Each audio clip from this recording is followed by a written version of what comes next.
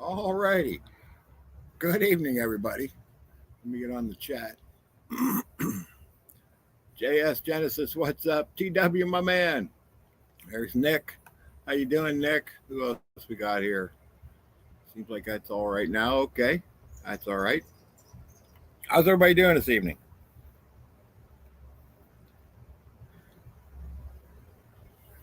Gen X, what's happening? There's Mark. Doing this evening? Wait, I got to turn that down. Hi, Freddie. How you doing? There's my daughter, Christy. Gary, good to see you.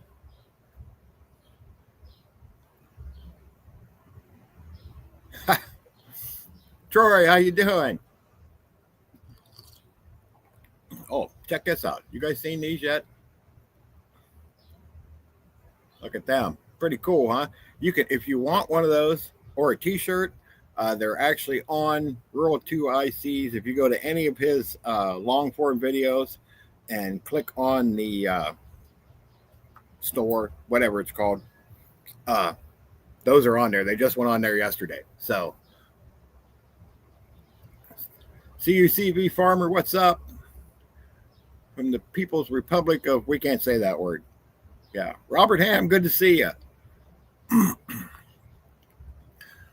Hope you're doing well. I'm doing good. I am doing good. I got a lot of stuff done this weekend. Yeah, I'm good. Got some videos made.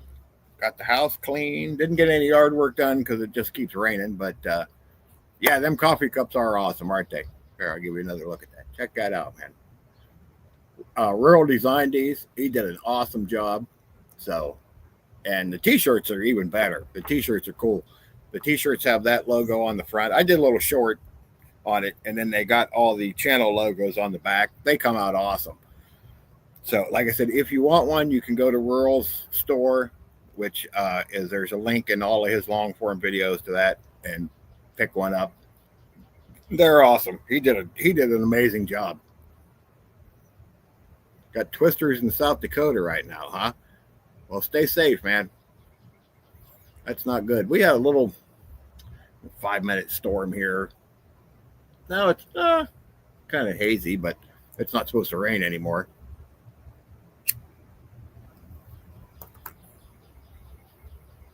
If anybody wants to jump on, I pinned the link to the top of the chat. We will jump on and talk about whatever. So, but yeah, there's some interesting things going on. Israel and Iran are kind of butting heads again, which I don't know. I think we all kind of thought that wasn't going to last anyway. So,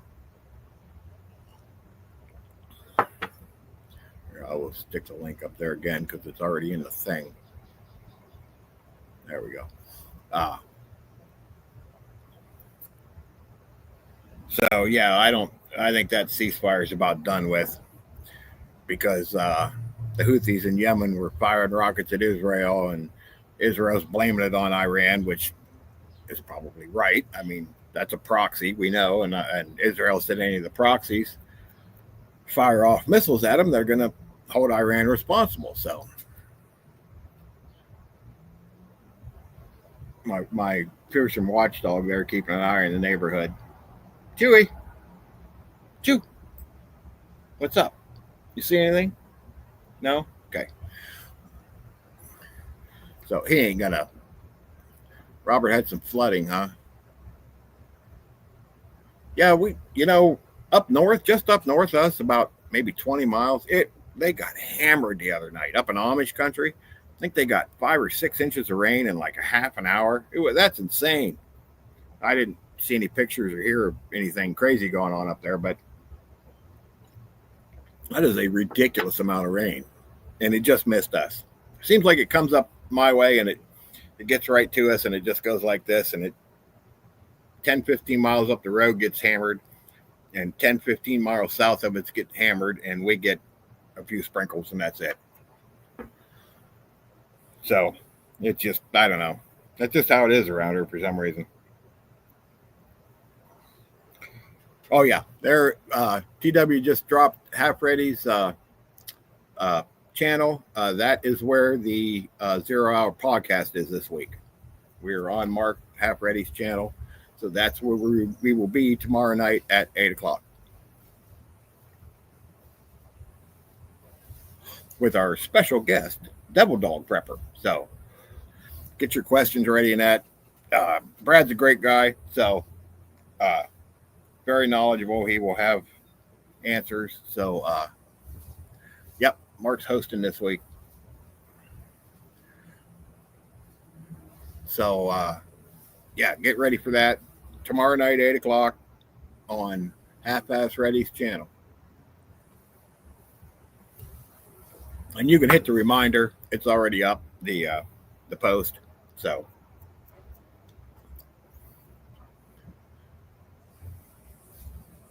Mark, if you're not doing anything, hop on. All the technical screw ups, that's all right. Hey, I'm technologically handicapped too. So we will get through this. Trust me. After a few weeks, we'll know what we're doing. It'll all be good. I ain't worried about it.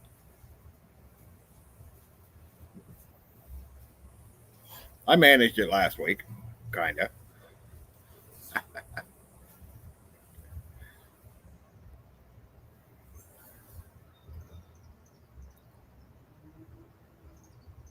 But yeah, pick yourself up one of these mugs, man. Look at that.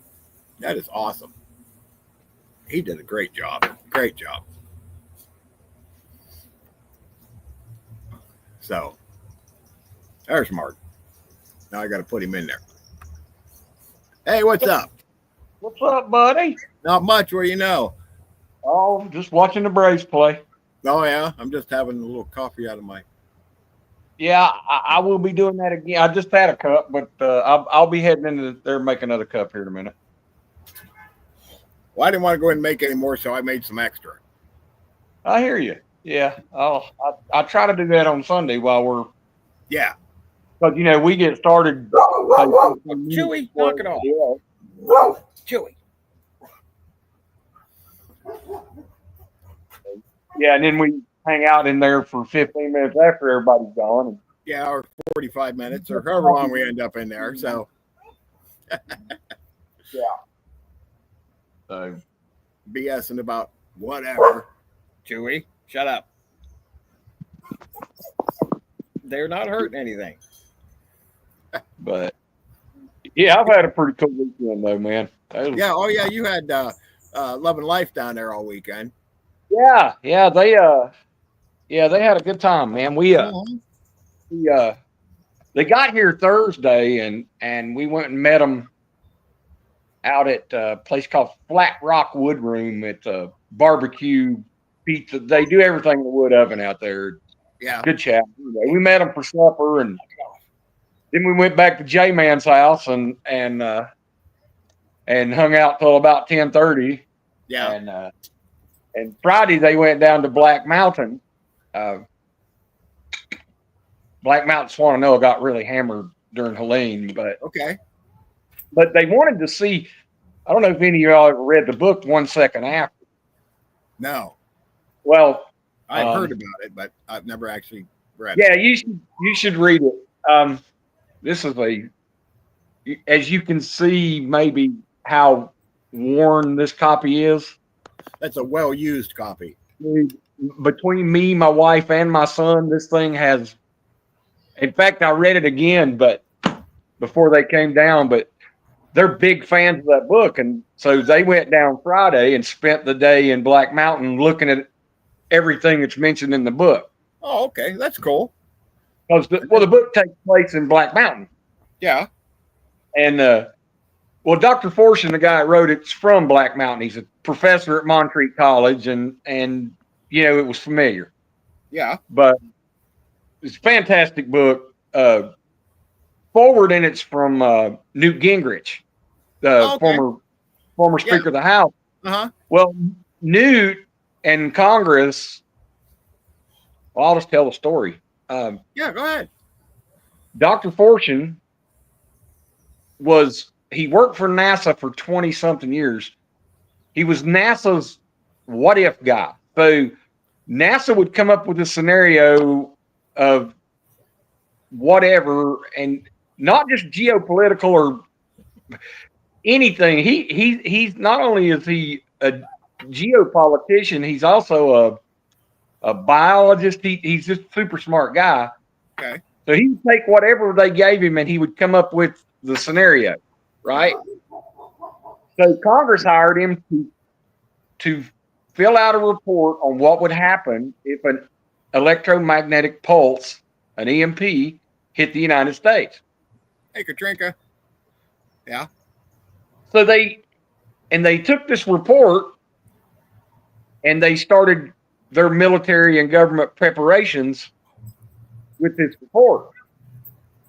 So Newt Gingrich, of course, had privy to the report, Right. but they can't release it. It's top security information. Right. Cha cha. So, hey, Cha Cha. So he tells Dr. Fortune, you have to write a book. You have to get this information to the general public. And it has to be a fiction book because it's top secret information. Yeah. So Dr. Fortune didn't want to do it. Well, he finally done it. And it's fantastic. It's the book that got me into prepping. Okay. Period. When I read it, and you'll see a lot of my videos on my channel are about EMPs and Faraday cages and stuff like that. Yeah. Which is why that's where that paranoia comes for me from that book. I need to pick up a copy of that. Oh, it's a fantastic book. I mean, look, and I know we have guys that we know who write fantastic books, but yeah, Dr. Fortune is on another level. I actually ought to get an audio copy of that because I can listen to it at work. You certainly could. Yeah, and that would like kill two birds with one stone, kind of, you know. Yeah, so it's a fantastic book. And, but again, not that Dr. Bill gives you a lot of solutions, but he tells you all the problems you're going to face. Yeah, come up with no solutions, right? But fantastic book. But I know Love and Life, Rick and Karen, they're huge fans of it, and they wanted to see Black Mountain. Yeah, and then I seen they put out a short. They went on some kind of tour today. Today probably somewhere in Pennsylvania then. Because they left this evening early. I watched it. I can't think of where they were, but well, we were. They the day Friday or afternoon Friday in Hendersonville. Yeah. Okay. My home.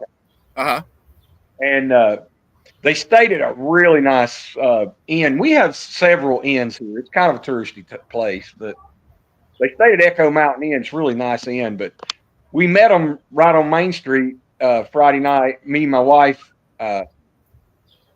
Place called Casablanca. It's a cigar bar. Okay. And Rick and I drank a couple of bourbons and smoked a couple of cigars and talked. Like a good idea.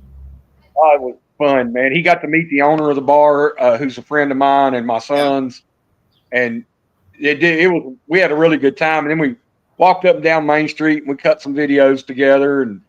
And he said, "Well, I'm going home in the morning," and we hugged them, and they left this morning, heading back to New York. Yeah. But yeah, I had a fantastic visit with them, man. Those two are really good people. Good night, CUCV Farmer.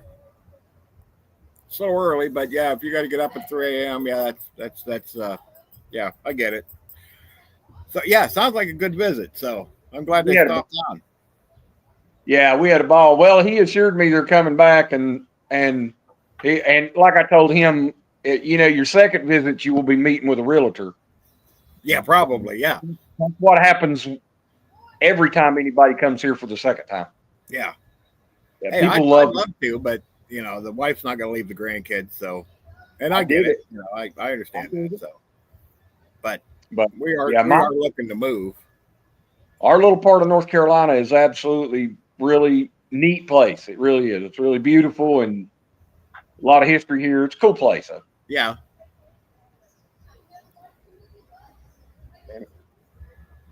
I keep turning my head because I'm watching the game. Sorry.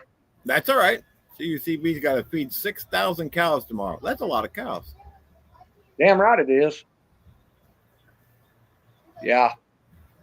Yeah. My son worked on a dairy farm, but they only fed 1,200 cows at his farm. That was as big as it got. Yeah, that's still a lot of cows.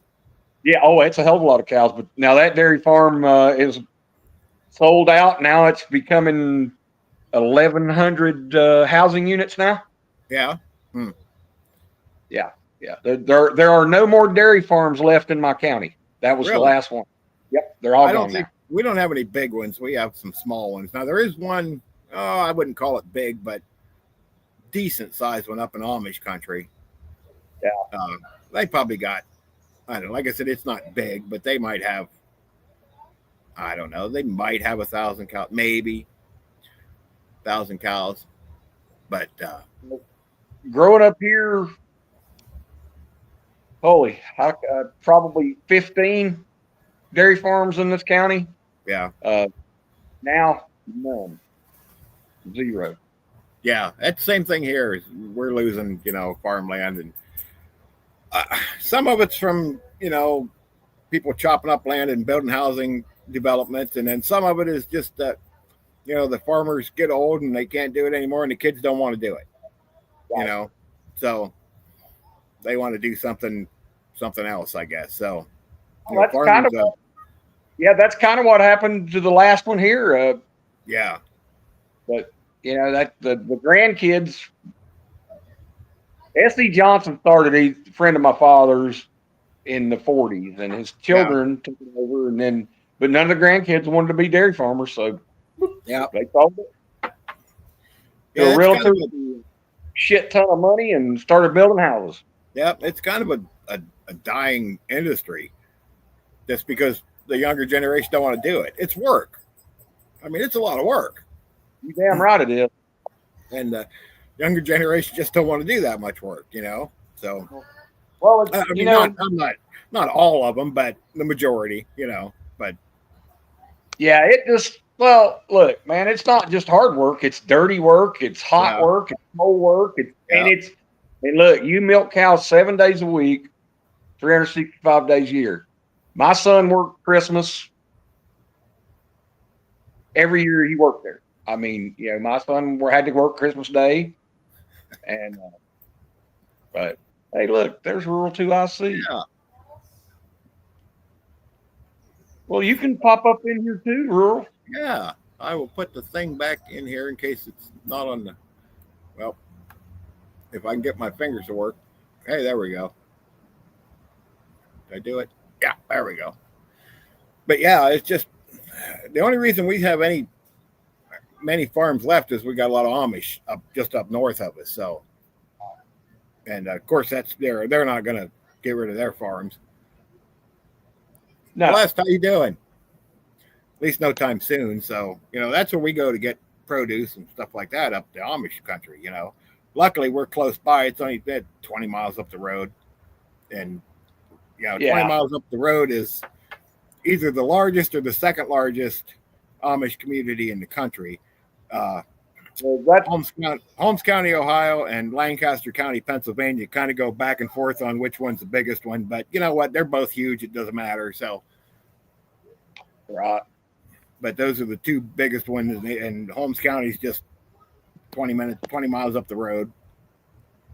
We have a small Mennonite community here. Yeah. But they don't farm huge. They do have good produce, so yeah. So speaking of a garden update, I had one cherry tomato that's almost ready to turn red today. One. But it made me happy. Yeah, I like cherry tomatoes. Well, I do too, but it means everything else will start turning red here in a little while. Yeah. So, I'm looking forward to it. We put 4 banana pepper plants in one year.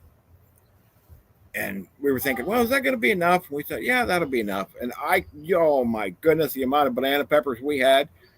We got a 50-gallon trash bag or 2 a week out of that thing. We were giving them away. We couldn't we had so many peppers. It was ridiculous. Yeah, we used to plant like 4 or 6 cherry tomato plants. Yeah. And last year before last, I planted 4, and I had. Look, my wife and I couldn't eat enough cherry tomatoes, so I started carrying them to work, and all the people at work couldn't eat enough cherry tomatoes. I threw away as many as I eat. I told her, this year we're planting 2 plants. That's it. Christopher, how you doing? Welcome. Nomad, how you doing, man? So yeah, we had more. We had so many. There's my daughter. We had. Oh no, that's Katrinka. Where did Christy go? Oh, there she is. Hi, Mom. We had so many. Gladriel, good to see you. We had so many banana peppers. We were freezing them and canning them and giving them away. And oh my goodness. Yeah. Never thought those would give off that many banana peppers, but it was ridiculous. We planted them out at my wife's grandmother's, who still to this day grew the best onions ever.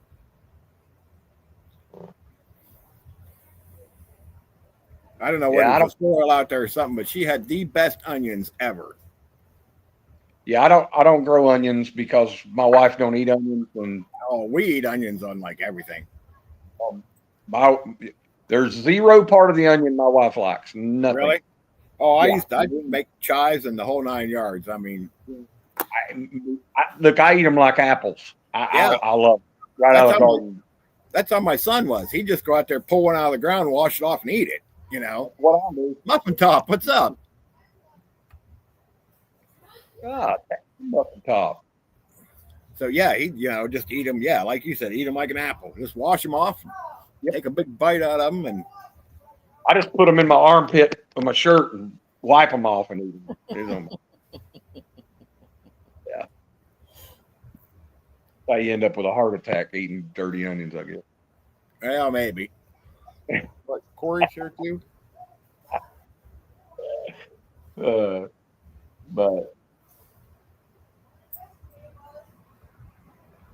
oh well. Janet, how you doing?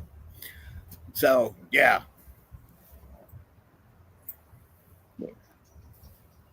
Mrs. OB's still up. But if anybody wants to jump on, huh? I was telling hello to Rita. Oh yeah, she's still up. It's a little early yet. She has to go to work in the morning, but she usually don't go to sleep till about 10 or so. No. I jumped on after you guys got off. I jumped on there with Mad Chad last night for the marathon. I seen him in about 4.5 hours. Yeah, well, the week before that, he was on there for like 7.5. I'm like, them guys just do some crazy marathon live streams. Yeah, I jumped on for a little while, but I finished editing that video, and I was going to go ahead and schedule 0 hour and everything, and I drank a few too many bourbons. I actually laid down on the floor to watch. I don't remember what the hell I was watching. Next thing I know, I fell asleep on the floor. Yeah. Yeah, I ended up getting up going to bed early or later, but jeez, Pete. Yeah, so I jumped on there for a while, and we auctioned off Bonesy. We got $75 and 3 pies. Oh, that's Great. How you doing? Haven't seen anything from Merle lately there, Grace. What do you want? You need some screen time? Go ahead. Well, by the way, Grit and Grace, I have managed to keep this ass hydrated all day. Okay. Oh, yeah, I did see that. Yeah. Yeah. Kept this ass hydrated all day. Yeah, that was pretty funny. I spotted that. I laughed. I thought, oh, my gosh, that's funny. She's funny, though. That's a hard-working crew right there, too. Yeah. Yeah, it is. And I get a kick out of Merle. And Merle's my favorite YouTube personality. Yeah, he's a hoot, dude. Yeah. He's ornery. I like the ornery ones. Yeah. Yeah, he's one of my favorites, but yeah, him and Country Dreamin', just them two just. We got to get him on the show sometime. No doubt, definitely. Well, I'd love to see Merle on there too. Merle? Yeah, that'd be hilarious. Yeah, I'd love to see that. So, him and Yeah, I'd like to get the Angry Prepper. I'd like to get Jason on from New York City. Yeah. Yeah. Dog is the photo bomb. Yeah. This one, the little one, she's passed out. She's out.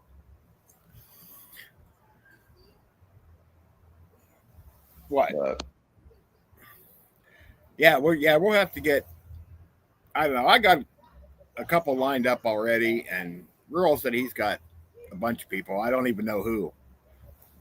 Right. I don't even know. I know who's on this week. I don't know who's on next week. I know Rural's got somebody. I just don't know who it is. Yeah, I don't either. I don't. Again, I mean, I do think about what we're doing, but you know, it's Mrs. funny. OVP's going to come on sometime. Okay, we can do that. We could do that, but you know, when we're taking questions from the field, I don't have to do a lot of homework. So, you know, I just try to keep my mind sharp on what I think they're going to be talking about. Yeah. You know, try to keep up on current events. But at the pace things happen, at the pace things are happening right with Trump in charge, dude, it's hard to keep up with current events, man. It is. I mean, you know, the Supreme Court stuff that just came down, man. That's I mean, maybe it don't affect us as far as preppers go, but man, it's some fascinating stuff that's coming down the pipe. I mean, there's some real change coming in America. Yeah. I mean, it's not going to be an immediate thing, but yeah, I got a couple. I got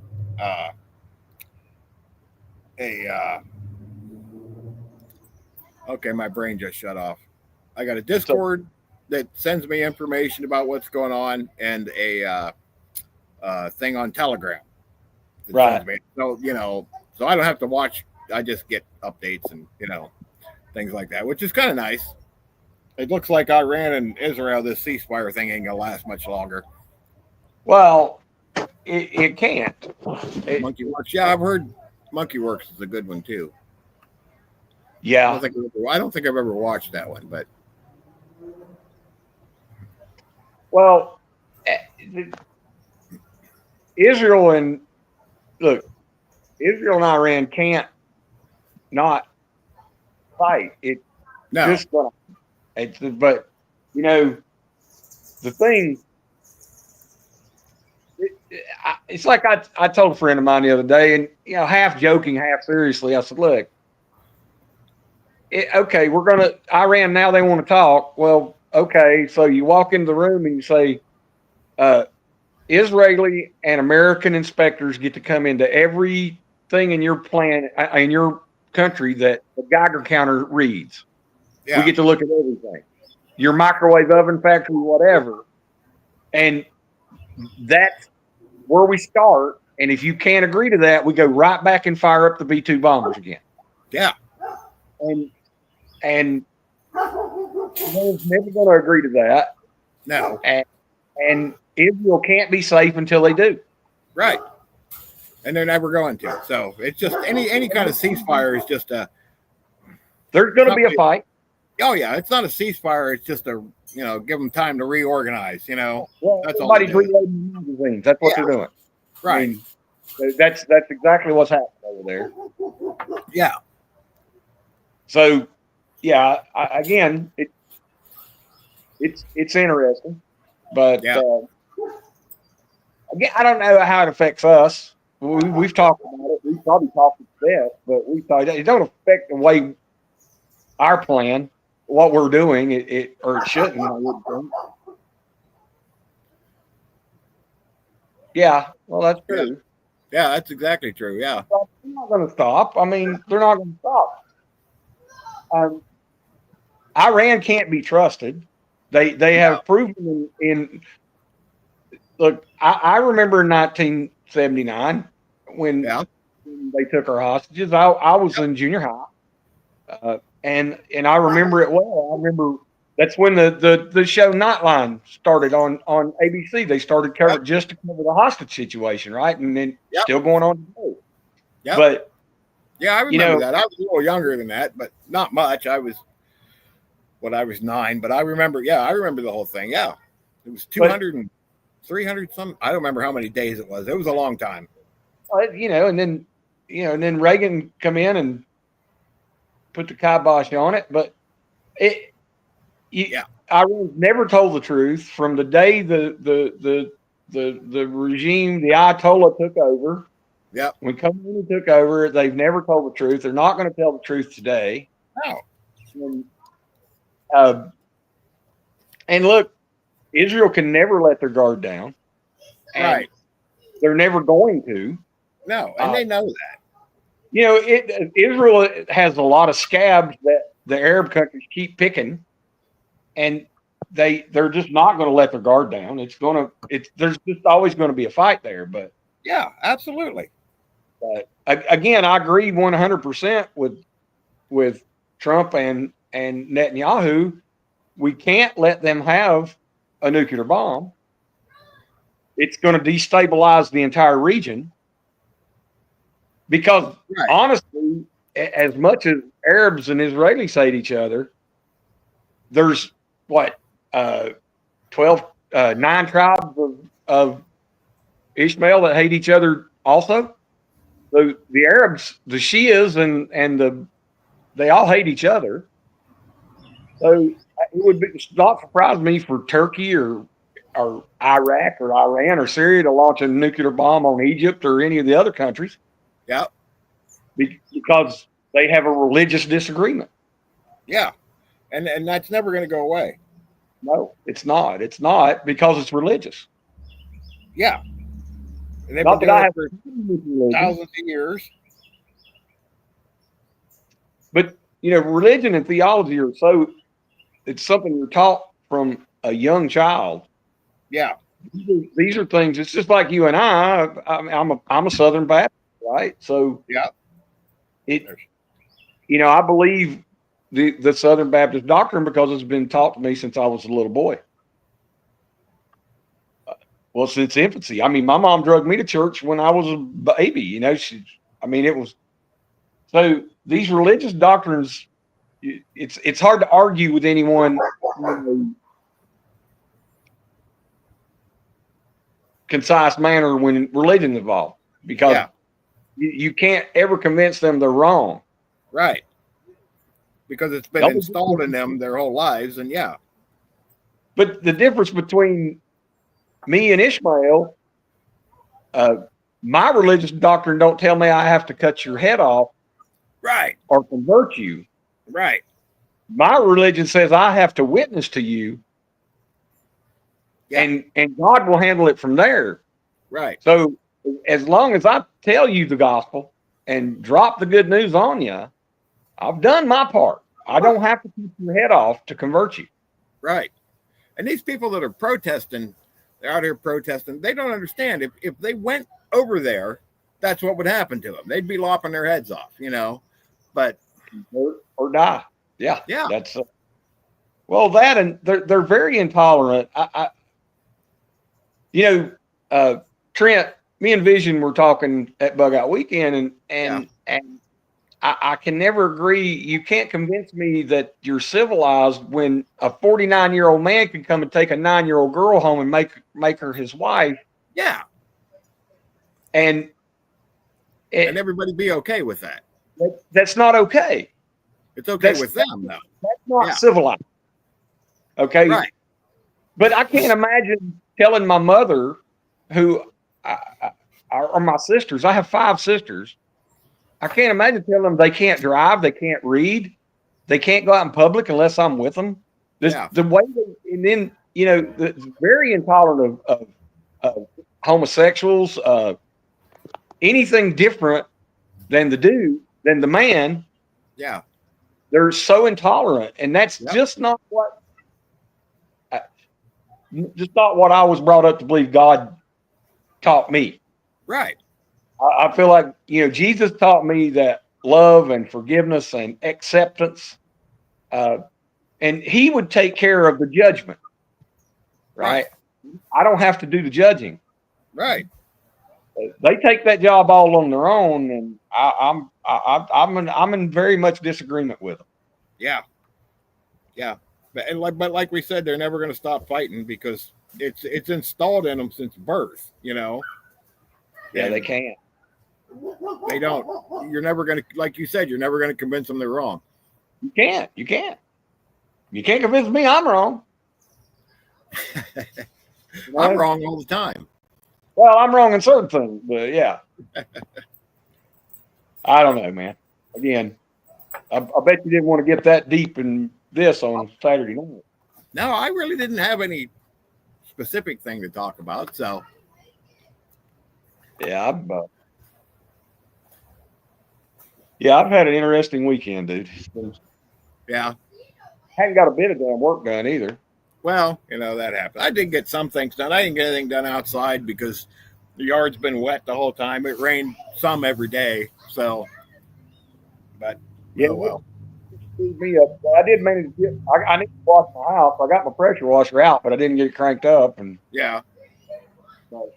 We did, my wife and I did pull her go bags out of her car and go through them and eliminate some things, put some more things in. Yeah. Assess the go bag situation. Yeah.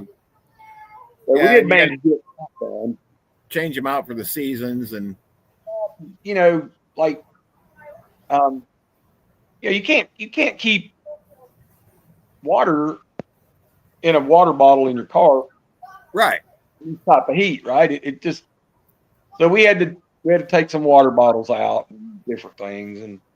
But again, we were, you know, I you're like me, like everybody else, you build your go bag, you throw it in your car or you throw it in your corner or whatever. Yeah. Man, every once in a while, you need to pull it out and go through it just to make sure you didn't forget something. Right. And, you know, I opened mine up and realized that I hadn't put a ferro rod in mine. Yeah. You know, a cigarette lighter is a daily carry for me. Mm-hmm. I don't necessarily smoke, but a lighter, and I have matches in there and whatnot. But you know, you need a ferro rod. Yeah, it's redundancy. Yeah. Yeah, and I didn't have one, and I only have like 15 back there, right? So That's how I am too. Yeah, I got a whole bunch of them. I had to go grab a ferro rod, throw it in there, but you know, every once in a while, you just need to take the damn thing out and make sure that what you put in there is in there. Right. Yep. And you change it. I change it out for the season. So about every 3 months I go through it because, you know, like right now I don't need thermals and stuff in there. You know, it's not gonna get, even if it gets chilly one night, it ain't gonna get that chilly, you know. No. Yeah, that's a good idea, Chance. I look, mine's not a bug out bag. Mine's a get home bag. I need to get home from work, right? Yeah. I had way too much food in there.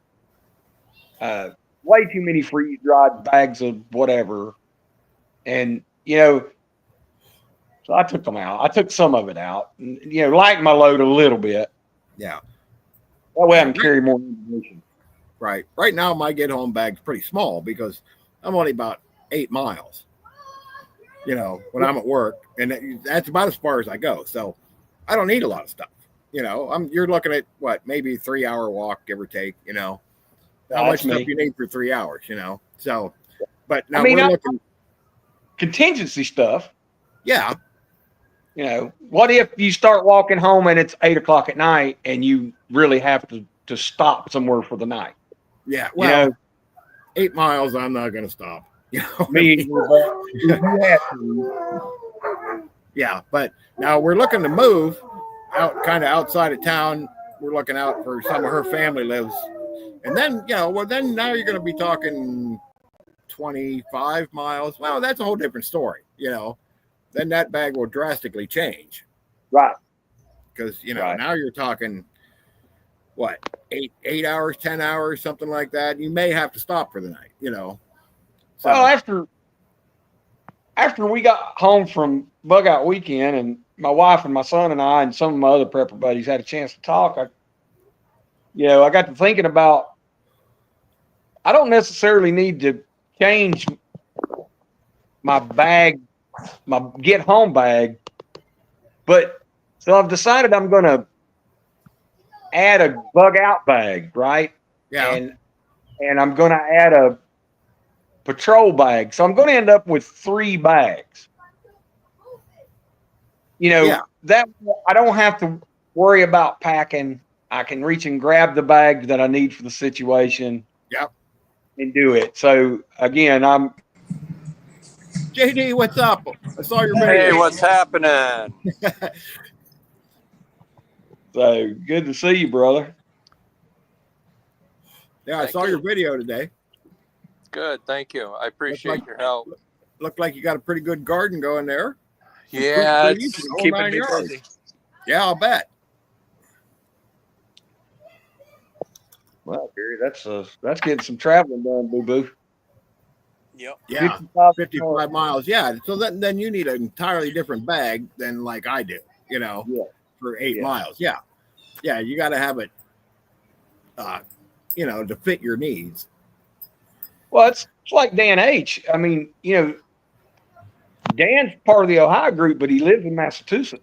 Right. So, yeah, that's a hike.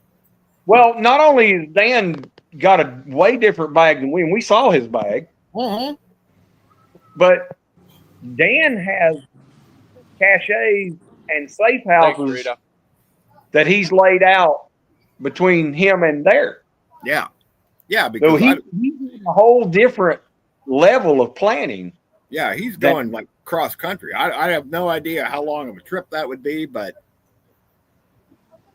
that's going to be a hike. I mean, if anybody can get her done, Dan H will get her done.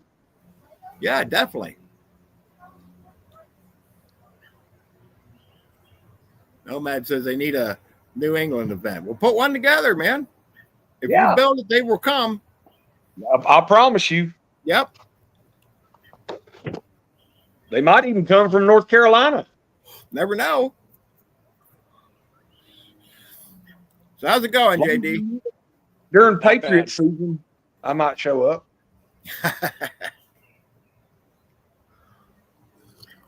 So what are you guys talking about? If nothing in general, just whatever we were talking about. Fan traveling without a car or what? Yeah, that's the last thing we were talking about. Kind of get home bags and how we all set them up depending on how far we got to go. And Mark was saying he's going to have like 3 different bags depending on the situation, and which is a good idea. I have a bug out bag, and then I have my get home bag that stays in the car, and then I kind of got like tactical bag that really doesn't have any survival stuff in it. It's more just like taking care of business kind of thing, Stuff, yeah. So me too. I keep that at home, but I got get home bags. My wife and I both have them in our vehicles, just because we work about 14, 15 miles from home. If something would happen, we wouldn't be able to use our vehicle to get home. We have a meetup where we would meet up to be able to get home. Yeah. You got to have a plan. Yep, absolutely. Well, that's a big part of it. Like I said, from my work, I'm only about 8 miles. And and she's only, I don't know, maybe a mile and a quarter. She's just down the road. I mean, it's literally not going to take her 20 minutes if she has to walk home. So that's not a big deal, A little bit of stuff just for self-protection, but other than that, don't need really a lot of supplies, right? So, well, if we're lucky, if anything really would happen, hopefully we would already be home, Yeah, that'd be the ultimate, and ideal situation. And you also got to, right. It's also a location too. I'm in a small town. If something crazy goes off in the big cities, it's probably not going to get crazy here. Not right away. Maybe a few days down the road or a week down the road, but it's not going to be, the second one. Like, if you're in New York and the power goes out, the looting is going to start within probably 30 minutes. Here, everything will just be calm for a while anyway. So. Yeah, that's me too. I kind of, a little ways away from major towns, but I'm only about a quarter mile off of the expressway. Yeah. I mean, if people are walking, hopefully they would stay on the road and not, wander off. There's other houses between mine and the expressway, but, That's kind of the same area I'm in. If you go a mile west, you're going to run into a major highway. And if there's a long-term something happens, knock it off. Are they getting that from me? No. Oh, okay. And there's and it's going to last like through the winter. There's about 4.5 million people north of me that if they end up on foot, they're going to come right down because they're not going to know any other route. They're going to get on the highway and walk south. And there's not really anything about 30 miles north. Wow. So when they hit my town, you can see Walmart and Menards and things like that from the highway. So they're going to go, ooh, resupply. Sure. And they're all going to pour in here on the way through. So little did they know I'm about a mile away, and they may get up this far, like to where I live. But if like I said, we're looking to move about 20 miles outside of town. We should be okay out there. I doubt they're going to get that far away from the highway, but yeah, I'm kind of in the same thing. If it's going to be a long-term thing, there's going to be a lot of people come flowing through here.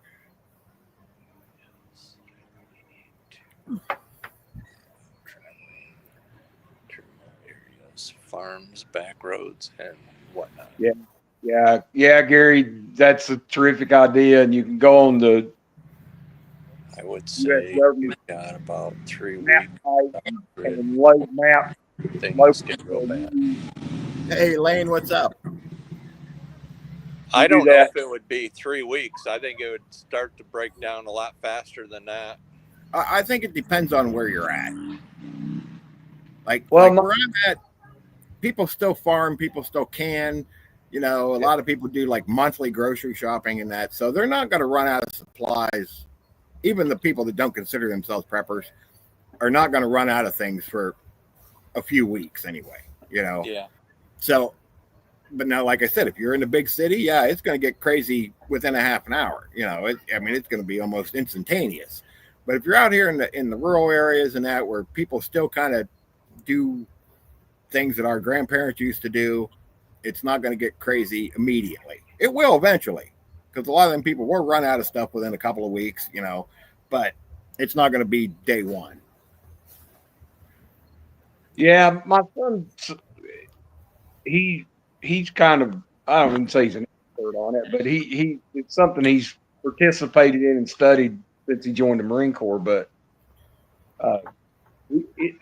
he calls it 72-hour magic hour. At 72 hours is when it really gets dangerous to be away from your home. Yeah. Yeah. I don't know that we've ever actually sat down and thought about at what point it becomes dangerous to be in your home. Yeah. In your bedroom location. And I'd say Gnostic nomads in the neighborhood there with 2 or 3 weeks, because I know a national study I just read not too long ago is almost every grocery store in every town in America has about 3 days worth of stuff in it. Yeah. Because of that just-in-time delivery system. Yeah. Within that 3 days, then nobody has a resupply point. Right. Right. So I'm sure people are going to eat shit that's been in their cabinet for years that they didn't really want to eat or don't know why the hell they bought it. Yeah. And doing shit like that. But that runs out too. So I don't know. I mean, that's an interesting topic of thought that Yeah. that next time I'm with my group, I think it's a good thing to just see where their head is on it. Yeah. Right. Yeah. Absolutely. I mean, I think, and my son was 100% right after Helene. He was 100% right at the 72-hour mark here. It was not a good idea to be away from your place of refuge. Yeah. Not a good idea. It was people were shooting each other at the fucking gas stations, and it was just stupid. Yeah. Right? Oh yeah, I can imagine. Yeah, it was stupid. And but again, it was panic. It was this fear. Yep. They were afraid they were going to die if they had to spend the night in the home without gas for their generator. Yep. Absolutely. You're probably not going to die just because you're on the gas for your generator, right? But again, people need to. Oh, Sean Murphy just hit a grand slam home run. And the younger generations are gonna freak out first because we're all about the same age, pretty close anyway. We grew up when we didn't have air conditioning, and our parents or our grandparents or somebody still, I remember sitting on the porch snapping peas and and doing all that stuff. And so maybe we don't do it as much as we used to, but we can survive without a lot of stuff because we grew up without all this stuff, Right. But the younger generation has no idea, no clue. Most of them, not all of them. I'm not going to generalize the whole group. You can't tell them all. Right. But a lot of them are going to, they live on DoorDash and things like that. And, when stuff like that ain't working, they're not going to want to know what to do. Well, that was the thing here when our comms all went down here. The storm took out so many cell towers that there was little to none in cellular service, and that, not just the younger generation, dude. Everybody in the world now is so used to instant information coming out of their phone, right? Yeah. Oh yeah. And I'm guilty of that. We all are. Yeah. We all are. We all are. Take about 15 days without it, and it's refreshing to know that you don't die because your phone don't work. It's really is refreshing. But it's an exercise we all are to do every once in a while. We are to take weekends off or something from it. But there were people panicking because they didn't get to talk to their mama 4 times a day or their son 4 times a day. Well, in this group here, I see the gray beard, right? We talked to our parents while we were eating breakfast before we got on the bus. Yeah. And I would talk to my father again when he picked me up at football practice. Yeah. Right. Yeah. We spent hours with nobody but Jesus guarding us, right? Right. Especially in the summertime when we weren't in school, and we would leave the house after breakfast, and we wouldn't come back till street lights come on. Exactly. Yeah. Your emergency plan was a quarter in your shoe, dude. Yeah. Yep. That was your emergency plan, right? Yep. Our parents didn't know where we were, what we were doing.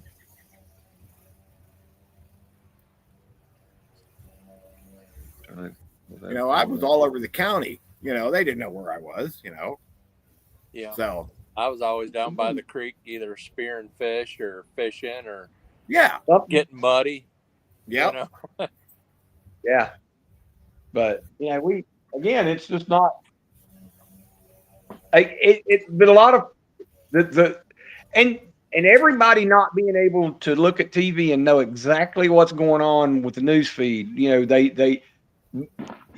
guys during Helene, y'all knew what was going on in Black Mountain and in up on Interstate 40 and down in Chimney Rock and all that. We had no idea, and that's Black Mountain's about 22 miles that way, and Chimney Rock's about 8 miles that way. Yeah. And I had no idea that there were people dying. Their homes were, sucked into the river. Oh We yeah, had no- Chimney Rock was one of the places that got hit the worst, wasn't it? We got hammered, bud. Yeah, it's I one. remember seeing pictures of that. Videos and And I don't think they're still not being taken care of. no, No, I don't. no, And it's a no, shame. no. That's definitely. They're And it's definitely long not. forgotten. It's already long forgotten in most people's faces, you know. Yep. It is. Yeah, I don't know. We were the number one news feed while we couldn't watch the news. Yeah. But as soon as that, like I said, 3 or 4 days afterwards, they moved on to whatever the hell else was happening in the world. Yeah. And but again, it just, I don't know. It was not fun, but it was a really good awakening for me, knowing that what I have been doing was the right thing to do. Yep. Right. And it was an awakening for folks who know what I do to want to learn what I do. Yep. Here.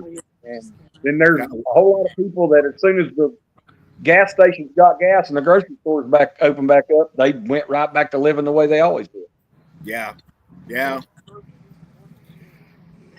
Yeah, you'd think that would wake them up, and it probably did some of them, but A few. I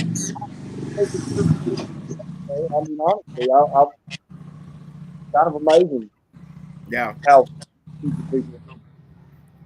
yeah. But Some people just aren't going to get it until it's too late, So, and there's nothing really you can do.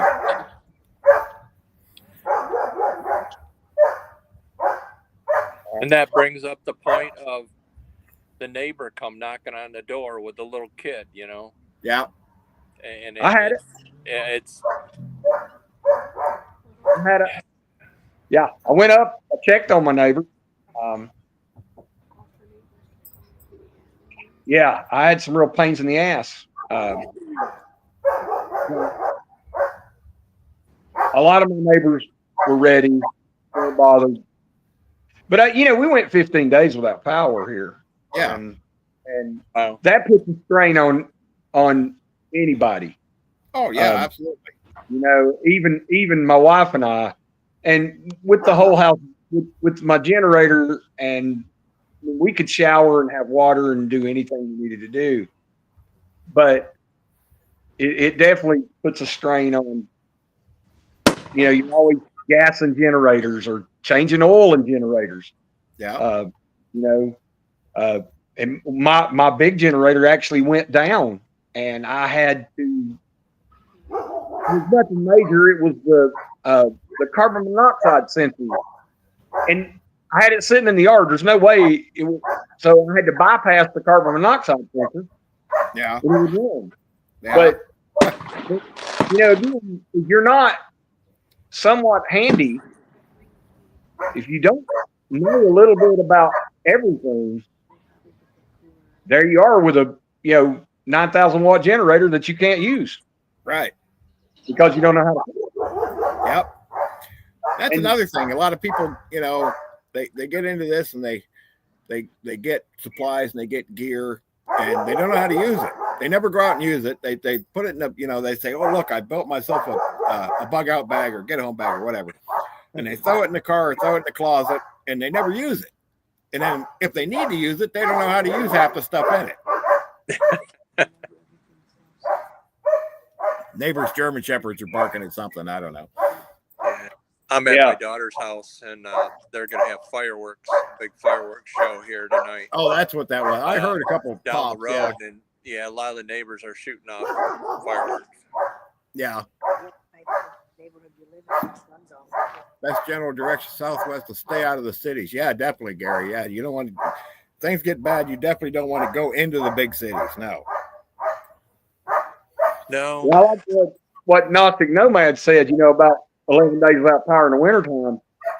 We were extremely fortunate here that in September, early October, we had very nice weather after that storm.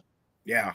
If it had gotten even normal cold here, the death toll would have been much higher. Yeah, much higher. Up in the mountains, it would have been cold that time. Yeah. Oh, yeah. But it was not. It was. We had beautiful weather for about 3 weeks afterward. Yeah. Yeah, my wife wants to know what all. If there is some talk about some things possibly happening on July 4th. Some of that. Been hearing some of that. I'm Yeah. again. If I would never tell you don't go anywhere. You go where you feel comfortable going. Keep your head on a swivel if you're going to be in a crowd. Yeah. Do your normal stuff. Be vigilant on your own place if you're bugging in that night.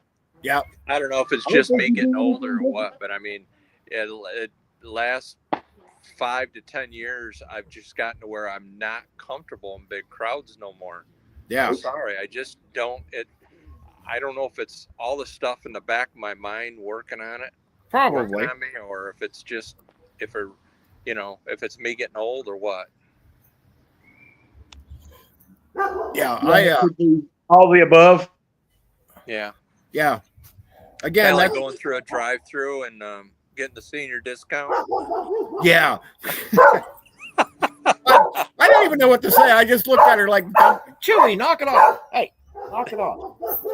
I just looked at her kind of dumbfounded, like I didn't even know what to say. Chewy. Oh, they'll calm down here in a minute. Yeah, there was supposed to be a protest today, right? March on Washington or something. I don't know. I never hear anything about it. So, There's so many of them anymore. They just all they all drown together. I get up in the morning. Okay. I watch the news enough to be able to get the traffic. He's fine. You can let him out.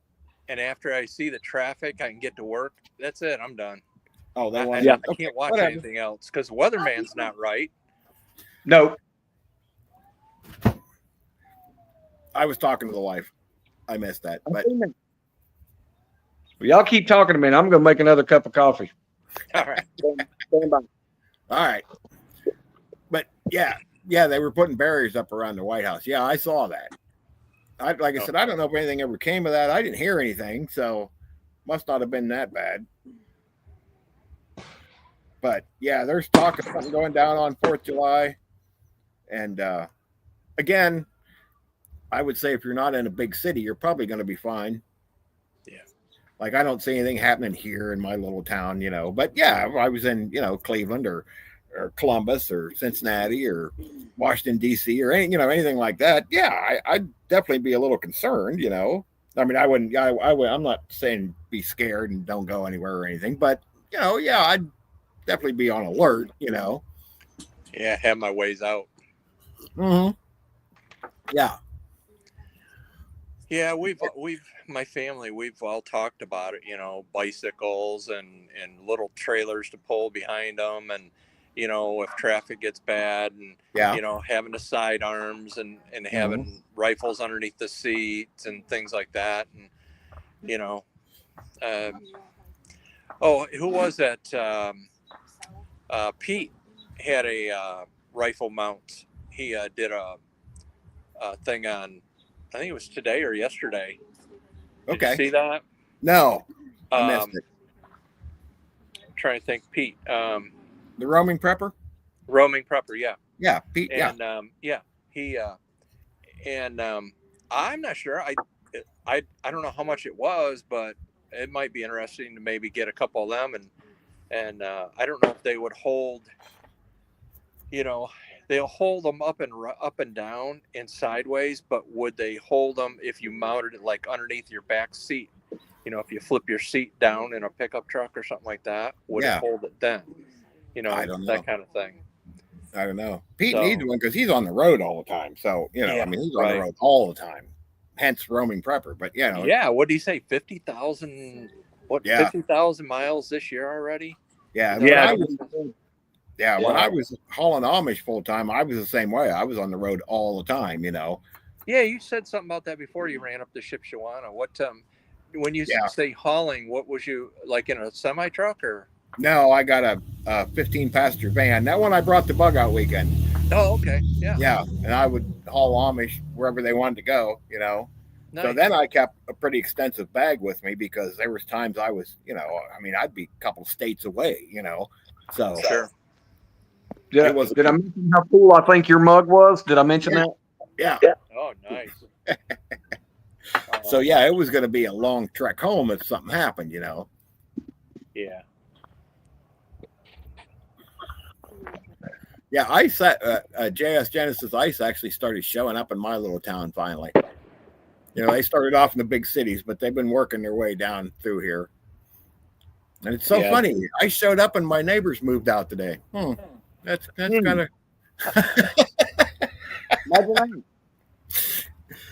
So yeah, that was I kind of found that ironic, but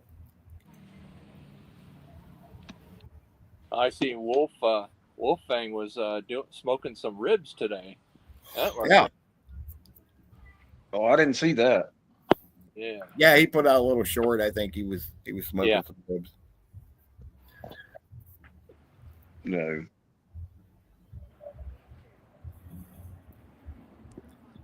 I got too many buttons to play with here. Yeah. Well, fortunately for me, I can't see the chat. I just see what you put up. So, Right. I put it on my phone instead of my laptop. But I should have got on my laptop. Yeah, I've never tried going live on my phone. I know you can do it. I just never tried to do it. You can, but it's a little quirky on. It's a little quirky. I know, Mike does it, Hudson Valley. Yeah, well, he's Trent, and they seem to have a lot of issues when they do it. Yeah. So last night I went on live with Mad Shad. Yeah. There was several of us on there, but anyways, I don't know why, but my phone was just like cracked. Oh yeah. I was on there. Yeah, there was some kind of like feedback or something. Yeah. Yeah, and I don't know what that was. I mean, I tried moving it around, plugging it in, unplugging it, adjusting the volume, but I left all my earbuds at work, so I couldn't even try that. Yeah.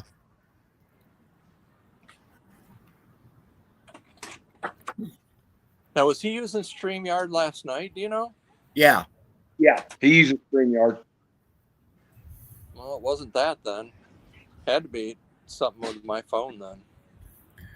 Yeah, I think we were all on Mad Chat at one point in time last night. I'm not on there for a little while. Yeah. Rule was just leaving just about the time I got on. Yeah, and then I got on after you. I was trying to get things done to get on before Mark and Rural left, but I didn't make it. Yeah, I wasn't staying long. Yeah. Like I said, I might have had one too many bourbons last night to probably been on live anyway, especially when me and Mad Chad, you get two jarheads together and bourbon mixed in. No, probably not a good plan. You probably didn't have too many bourbons to be on Mad Chad's live, but When you said bourbons, was that Jack or? No, I had let's see, what did I have? I had Elijah Craig and Elijah Craig. Rick Love and Life bought me a rare breed 10-year-old, and then I had a whistling pig, and then I had a Pikeville rye. Wow. And yeah, we went and hung out at a cigar bar in town last night, and Yeah. dude, that guy's got a wonderful selection of bourbon. Coolest guy ever. The bar's called Casablanca, but the guy that owns it's from Morocco. And neat guy, man. Super neat guy. Yeah. Yeah, and he actually come over. Him and my son are real good friends, and he and I are pretty good friends. And so Sam come over to talk to me, and Rick was there, and man, him and Rick just talked it up for a minute. It was cool. I think Rick had a really good time while he was down here. well, that was neat. I seen that you guys met up. Yeah, we had a good time. that vacated that place that you guys or they went to that what was it? Yeah, An I old couldn't remember hotel either. or restaurant or something. Yeah, Did you see well, that? we went down to Flat Rock Wood Room on Thursday night, and they stayed in the Echo Mountain Inn up in Laurel Park. And man, that place they stayed is so neat. And then now Friday they spent the day in Black Mountain, and then they come back to Hendersonville, which is my hometown, and hung out. Went to the pinball museum. They did have some really cool videos. Karen she said she was going to be editing video all the way home, and She's but good they at should it. have some really cool video popping out probably tomorrow. She's pretty Yeah. good at it. I'm not that good at editing. I'm He's real good. I'm technologically handicapped. Her and my wife hit it off really well, and I knew they would. And man, Mary, Mrs. Half Ready, when we got home, she I think she's watched every one of their videos now. And look, Karen is loving life. They're smart people, and Yeah, absolutely. Karen is especially in the dental and medical stuff. You definitely need to listen and hear what she said. So my wife and I made that, like, I don't know what you want to call it, bug soap or bug salve or whatever that you put on to keep the bugs away. I tell you what, it really works. It really works. Yeah, it's great. It's not greasy. It's not, it's it really does. Yeah. Yeah. Cool. They did a video on it, and I'm gonna have to watch that's that. where we got it from. Well, I've seen when you posted it, but I didn't look at it. Yeah. But yeah, I mean, I'll have to go back and look at it. Yeah, me too. So. Definitely. Yeah, I don't know if anything's going to happen on the 4th or not. Like I said, if you're outside of the big cities, I wouldn't get too awful concerned. But, yeah. If you're in New York or DC or something like that, I would probably be a little more alert. But I'm not too worried about it here. Nah, me either. And again, I'm not going anywhere to watch a fireworks show. No. I will turn on PBS and watch the salute in Washington, D.C. I watch that every year. Yeah. But, it should be really special this year being 250, right? Yeah. And to me, it should be even more special than the Army parade. So, yeah, might be. I'm hoping it's going to be cool. I'll watch it. And, like Memorial Day, I always watch Gary Sinise's show on PBS. Yeah. Just, it's always moving. Yeah. And it's a good day to wave your flag on your porch and beat your chest a little and be proud to be an American. And, yeah, I think we need a little more of that. Well, these fucking anarchists are going to take a shit on it because that's what they do. That's what they do. And you know what? At the end of the day, it's still America, and they have every right to do that. Right. So go take your to a point. Yeah. Right. Yeah, just go take your shit on the country that has supplied you every need that you ever needed. Yeah, go take a big dump on it. Yeah. There you go.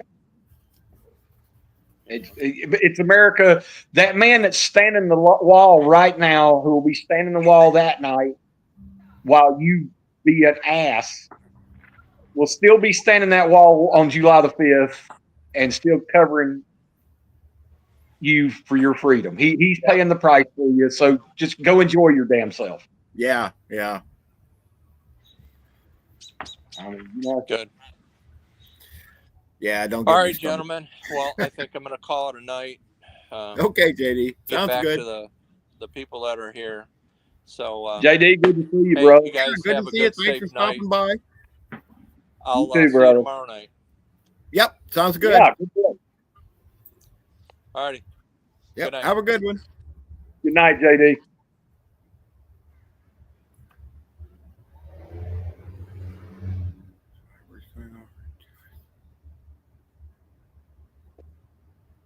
Yeah, who knows?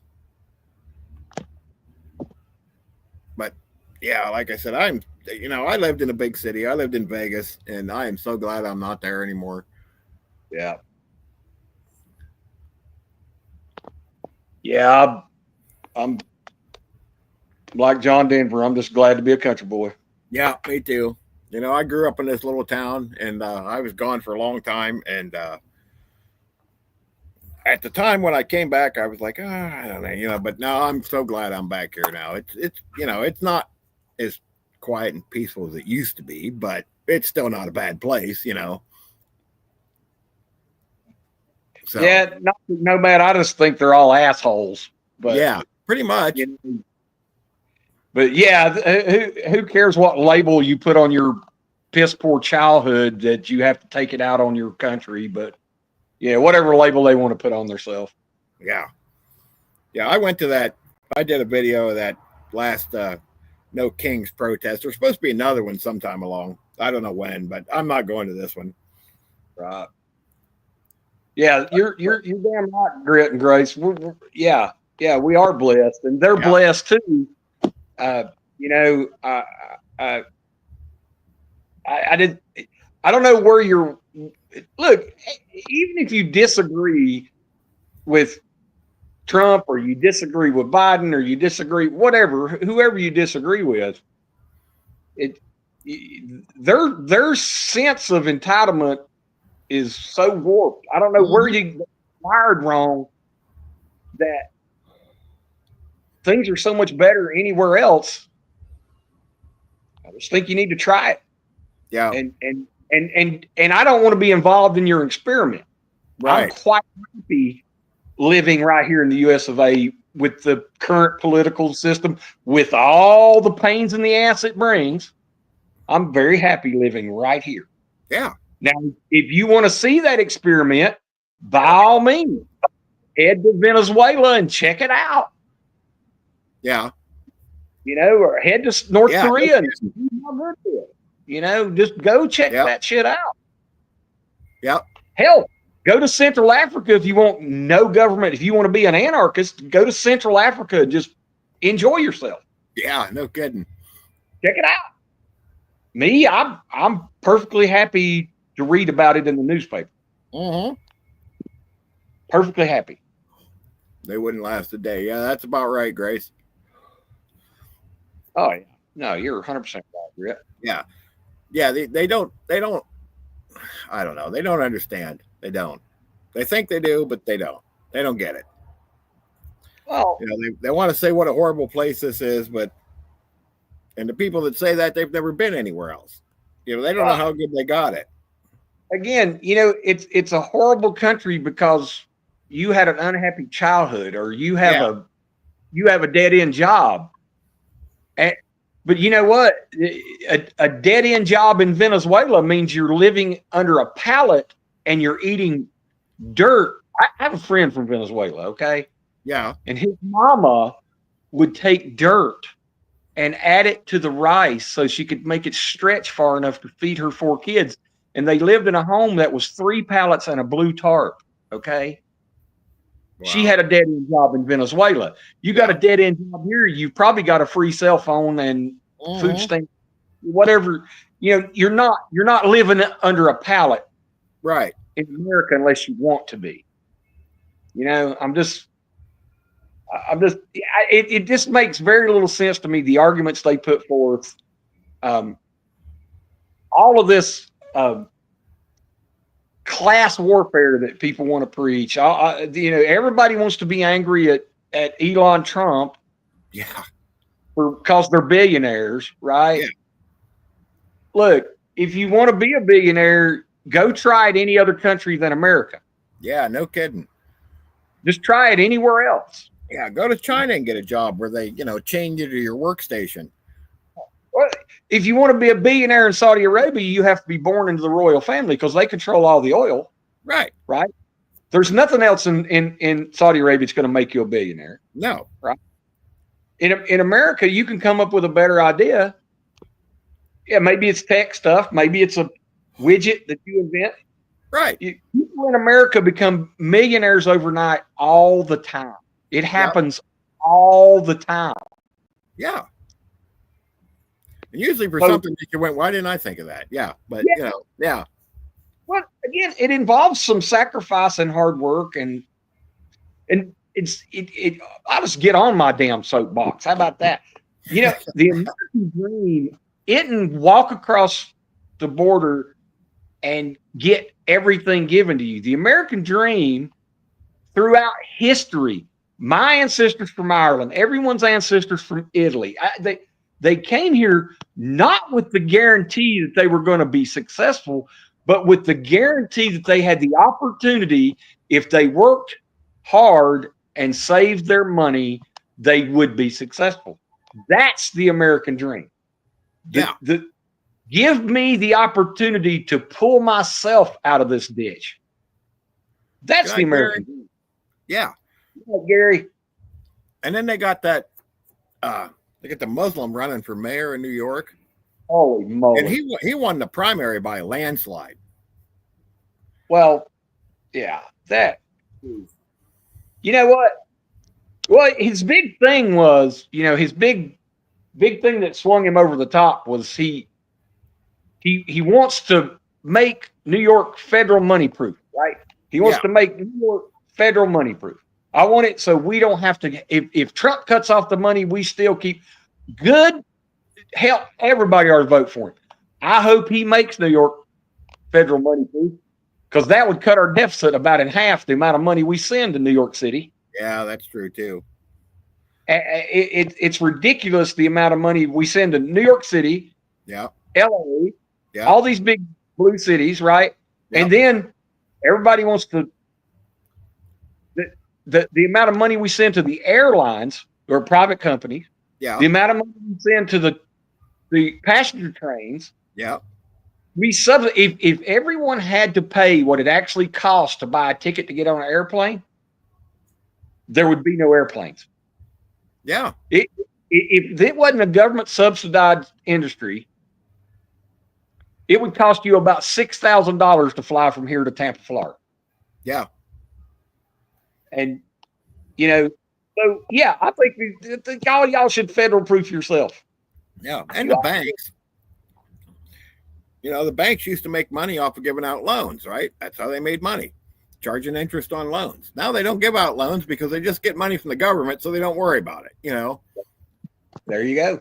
That's why it's hard to get house loans, housing loans, and car loans and that anymore, because they're like, well, why should we take a chance on you if we don't make any money this year? The government will just bail us out. So that's right. Well, it's the same thing with farmers too. Yep. Big farmers. That's why the small farmers are going away. The big farmers don't care if they lose money. I live in one of the largest apple producing counties in the nation, right? Mm-hmm. And I watch them all gather up down at the curb market or the farmer's market, and they whine and cry and piss them on about all the money they lost. And I see them every year go buy that brand new dually down at the Ford dealership, and drive it through the damn apple orchards and scratch fenders off of it. They get a brand new one every year. So kiss my ass.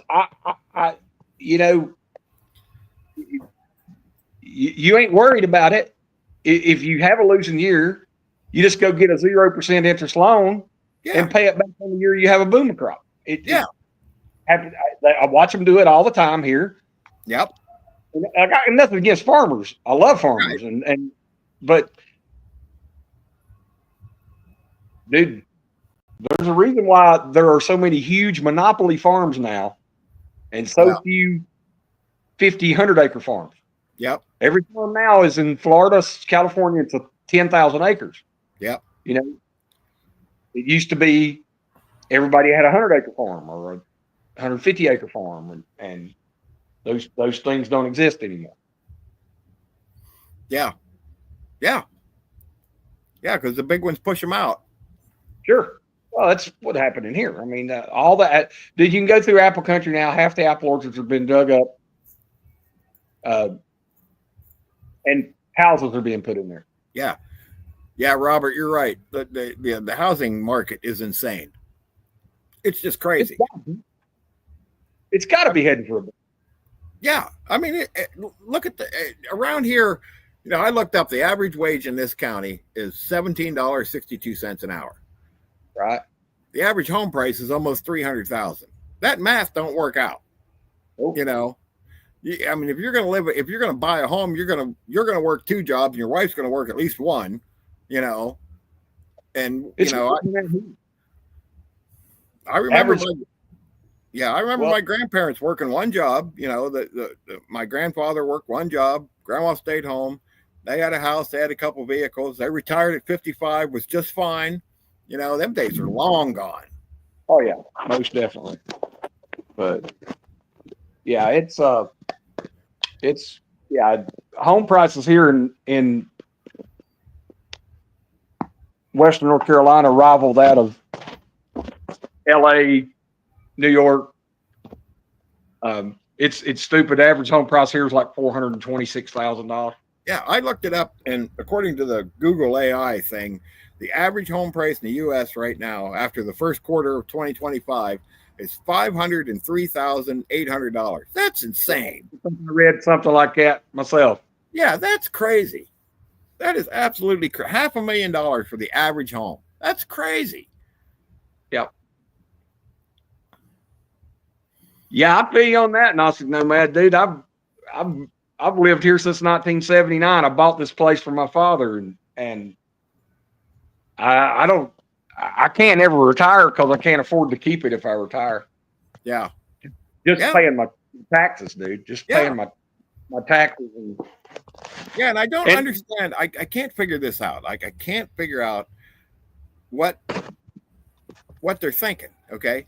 Because if we keep on the path that we're on right now, between wages staying stagnant, or, you know, and the price of everything going up, not just houses, but food and electric and the whole 9 yards. If we stay on this path, sooner or later, all the people are going to be living in the woods in a tent, and all the houses are going to be empty. And I don't know how that makes sense, but well, the goal is that we'll all move to the city and live in those big concrete condos like they have in Moscow. Yeah, well, not all of us. The government pays for your housing, and then we're much more controllable, sir. Yeah, I guess, but 15-minute cities going to move us all in them 15-minute cities. Yep. Yeah, then we're much more controllable. Yeah, 15-minute prison camps. That's basically what they are, you know. Well, like I said, my wife works with a lady who's from Beijing, China, and she grew up in a big concrete building that looks just like every other big concrete building. Yep. And, you know, managed to get out, but she's always worried about her family. Yeah. So, you know, but I don't know what her name is. She calls herself Tracy now. Yeah. But Earl, come on, jump on in here. Yeah, I worked with a lot of Chinese people out in Vegas. You know, when I was out there, I don't know what it is now. I've been back here for, I don't know, almost 20 years, but it was about 70% Asian, mostly Chinese, you know, but then you had a lot of Filipinos and, you know, people from, you know, you were people from all over. You know, a native born American, you know, was a minority out there, like by far. But they were all nice people, and, you know, the crime rate was practically nothing when I was out there. If we had any crime, it usually came over from LA on the weekends, you know. Right. And but yeah, so I heard some of the horror stories about over there, you know. Yeah. It's well, look, that's what communism's about. That's what socialism's about. And these damn idiot kids and these college educated idiot kids is they really have no idea what they're talking about. Yeah. It's a word. It's a word to them. It's not something that they actually have taken the time to understand how many times socialism up to communism has been tried, and it's never been successful. Never. No, it looks good on paper though. Well, what happens in reality, but it looks good on paper. Well, you give those people the power, and they can't turn loose of the power. So the power that they try to control is bullets. Yeah. So they can keep you in line and keep you keeping them in that Politburo, that upper 1%. Yeah. You know, they haven't done their homework. You know, No. and they need to do their homework before, especially if it's going to cause you to shut down a major city. I don't know. I just, well, again, it goes back to the fact that we don't educate children in school anymore. No, we indoctrinate them. That's what we're doing. We don't teach. I mean, we spend more money than any other country in the world on education, and we're like 26 in rank. I mean, most kids can't do basic math. No. And when you get to complex math and science, and look, I don't, you know, we spend a lot of time looking at generals and lawmen and famous politicians on TV on the History Channel. This country was built by engineers. Yeah. And they all understood math. Yep. And they couldn't articulate those thoughts without a rudimentary understanding of English, reading and writing. Right. So, you know, these basic tenets of education built the space program. They built the Brooklyn Bridge. They built everything. They built the interstate highways. They built the railroads across the country. What's up? Hey, there's my boy. There we are. What's up, brother? Yeah. And the younger generation, they can't do math in their head either. I don't know. No. You know, when I worked in the casino industry, you know, that's obviously something that you've got to be really sharp at. And I don't even know how them places stay open anymore. I've been out for a while, so you know, luckily I got out before the younger generation got in there. I don't even know how they operate. I have no idea. I can't even imagine. Well, I'd say it's a pretty serious learning curve for them. Yeah, because when I was in that industry, the first year or two, depending on how long it took you to either give up and quit or figure it all out, was kind of like the first 45 minutes of Full Metal Jacket. Right. It was. I mean, and eventually I ended up being the sergeant, right? So your job as a pit boss or casino manager, whatever, was to weed out the weak, you know. Yeah, I mean, you wanted to get them to quit. Okay, so you treated them like they were dogs, you know. Right. Actually, I treat my dogs a lot better than that. So, but they were either going to toughen up to where nothing bothered them, or they were going to quit, and you were fine either way. You know, you wanted one of those two things to happen. Didn't matter, you know. And how they do that with this younger generation, I have no idea. I don't have a clue. Mm-hmm. I can't even imagine. Well, yeah, you know, again, a big part of my job is money math. Yeah. Mm-hmm. Math in the world. And, you know, I tell them sometimes, hey, look, you can give that guy a 10% discount because I like him. Well, how much is that? Jesus Christ, his bill's $99. You don't know what 10% of $99 is? Right. Holy moly. Mm-hmm. I mean, I don't know what is going on, but every cop car in the county's running down the road right now. What did you do? Wasn't me. Yeah, he says that every time. Wasn't me. Mm-hmm. Mm-hmm. Where's Rita? Going, but Check on Rita.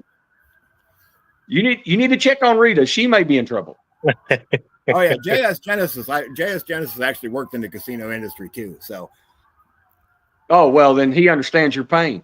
don't the EO. Yeah, the EO is an early out list. Like you would go in there at the beginning of your shift and sign the list if you wanted to go home early. You know, if things were slow and they shut down a couple blackjack games and we had extra people, and you know, you would go on that list and say, okay, you know, Mark's first on the list. You want to go home, you know? So yeah, that's what he's talking about there. But yeah. Yeah. So rural, have you had an interesting day, sir? No, man. Yeah, you could say that. Yeah. Yeah.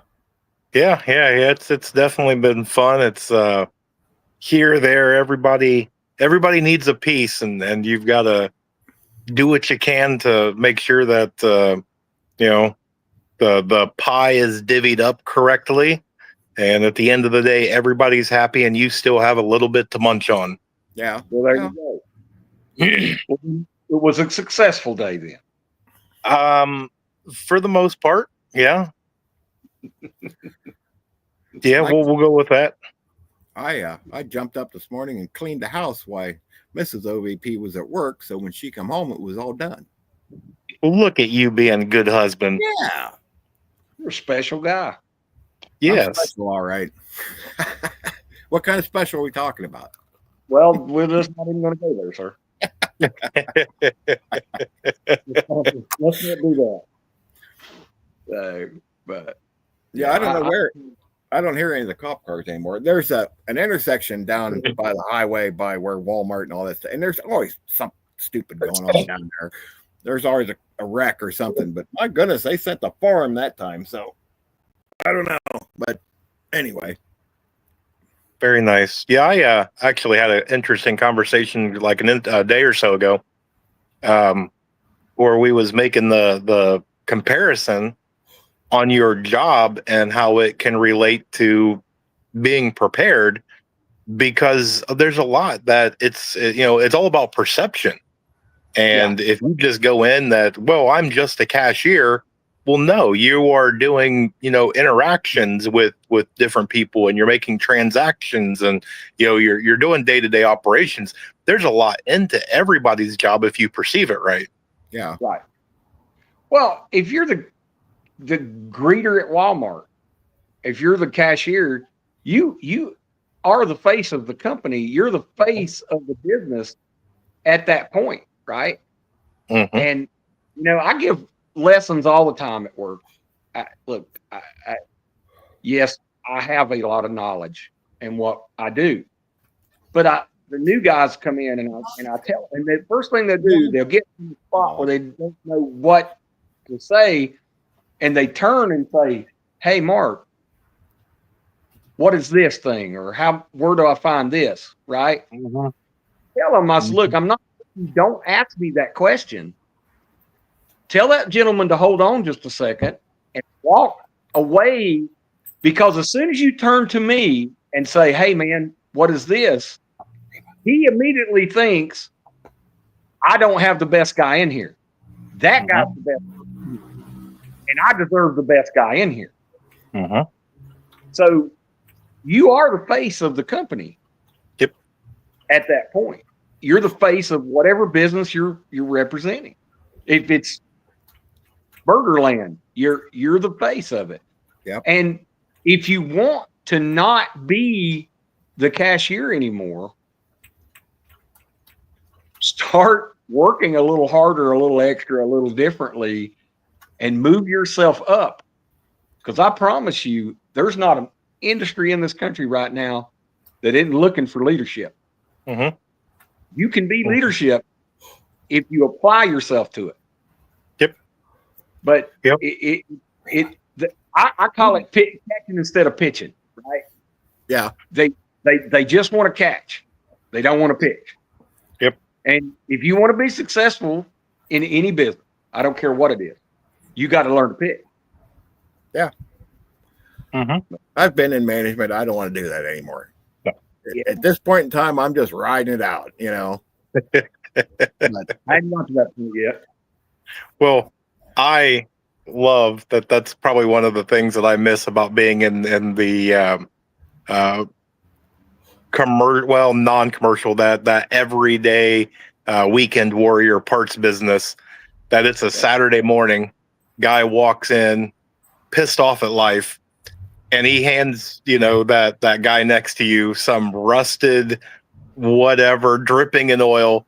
And the first thing out of his mouth is, "I don't know what it is, what it does, what it's off of, but I need 3 and I need them now." yeah, That's exactly what's not making my car run. Yep. yeah, Yeah. right. I don't know what it is, but this is the problem. Yeah. Yeah, Grace. Yeah, yeah. Because I can imagine what would happen at your farm if you didn't take some initiative every damn morning. Mhm. Merle would be running the place. Yeah. Yeah. Well, Merle. Well, the damn cows would be running the place. Yeah. Hmm. Yeah. It's pretty simple. Okay. Yeah. Yeah, especially Merle. He'd be in there in the chicken coop. Yeah. Thinking he's a chicken. It's identity politics. It's okay. He can identify as a chicken. I think he Merle, does. Yeah. Merle, do you? That's what Merle needs to do. I'd just like to have one of them that size of an egg. Yeah. That'd make an omelet. Yeah. Heck yeah. Yeah, it would. I'm going to go off camera. I'm going to walk with my phone though. Y'all just hang with me. I'll be here listening. He's listening, so you have to oops, my light went out. Yep.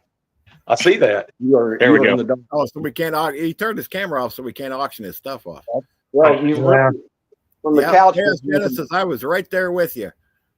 Yep, I was shift manager at Harris in Vegas, so yeah, I understand that whole babysitting. Of course, Vegas was different. We had to get to work on the strip. You had to have some experience, and you had to be pretty good at what you did. So I didn't have too much problems. I didn't have to babysit. Now, my first supervisor job was at a break-in joint, and yeah, it was a nightmare. But I have to say, when I was at Harris, it wasn't that bad because everybody knew what they were doing, so we didn't really have too much problems. But Nice. other than the craziness, that you just get with being in Vegas to begin with. But I think JS Genesis worked up north, up in I think he said Connecticut. Was it Foxwoods or Mohegan Sun or one of those? Oh, Phoenix. Oh, you were in Phoenix. Oh, okay. Never mind. That's my bad. I swear you said you were up north. Anyway. I always find it interesting because, everybody's got a different life. Somebody's doing this, somebody's doing that. Yeah. But, to make that whole thing, like for me, I get up and I try and do what I can, to make my family happy and provide and all that. Right. But I'm trying to make sure that my garden's all good and things are growing and popping off. Yeah. And then you've got these other people, their huge concern is what video game's coming out or what girl I can talk next to or, what movie's dropping on Friday. And, I get it. Sometimes it's about priorities, right? Yep. Yeah. No, you're right. It is about priorities. I had to go get my tripod, man. My arm was going to sleep holding the phone. Holy moly. That happens. Yeah. How y'all can auction off a get a Gatorade? There you go. I can't tell what kind of blanket that is, but I got $5 on it. $5 on the blanket. Yeah. Well, we auctioned off Bonesy for $75 and 3 pies last night. Why Mad Shad was doing something. That's a heck of a deal. I auctioned off his bulletin board in the background for $100. Oh, heck, that's a good deal. Yeah. Yeah. Yeah. I'm glad it cooled down. I'm let's see. Gatorade, sorry. What are we at? We're at 76 right now outside, so yeah, I don't know. It's nice here. I don't know what the temperature is, but it's decent. Yeah, me and JS Genesis got to get together and compare brain pans sometimes because the old casino days. But you know what? I can't actually. It was good training. Okay. If things go down, a lot of people are going to freak out.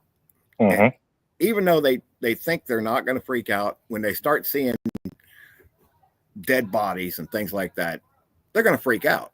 Some people aren't ready for that. Even some military people never seen dead bodies. Depends on what you were doing.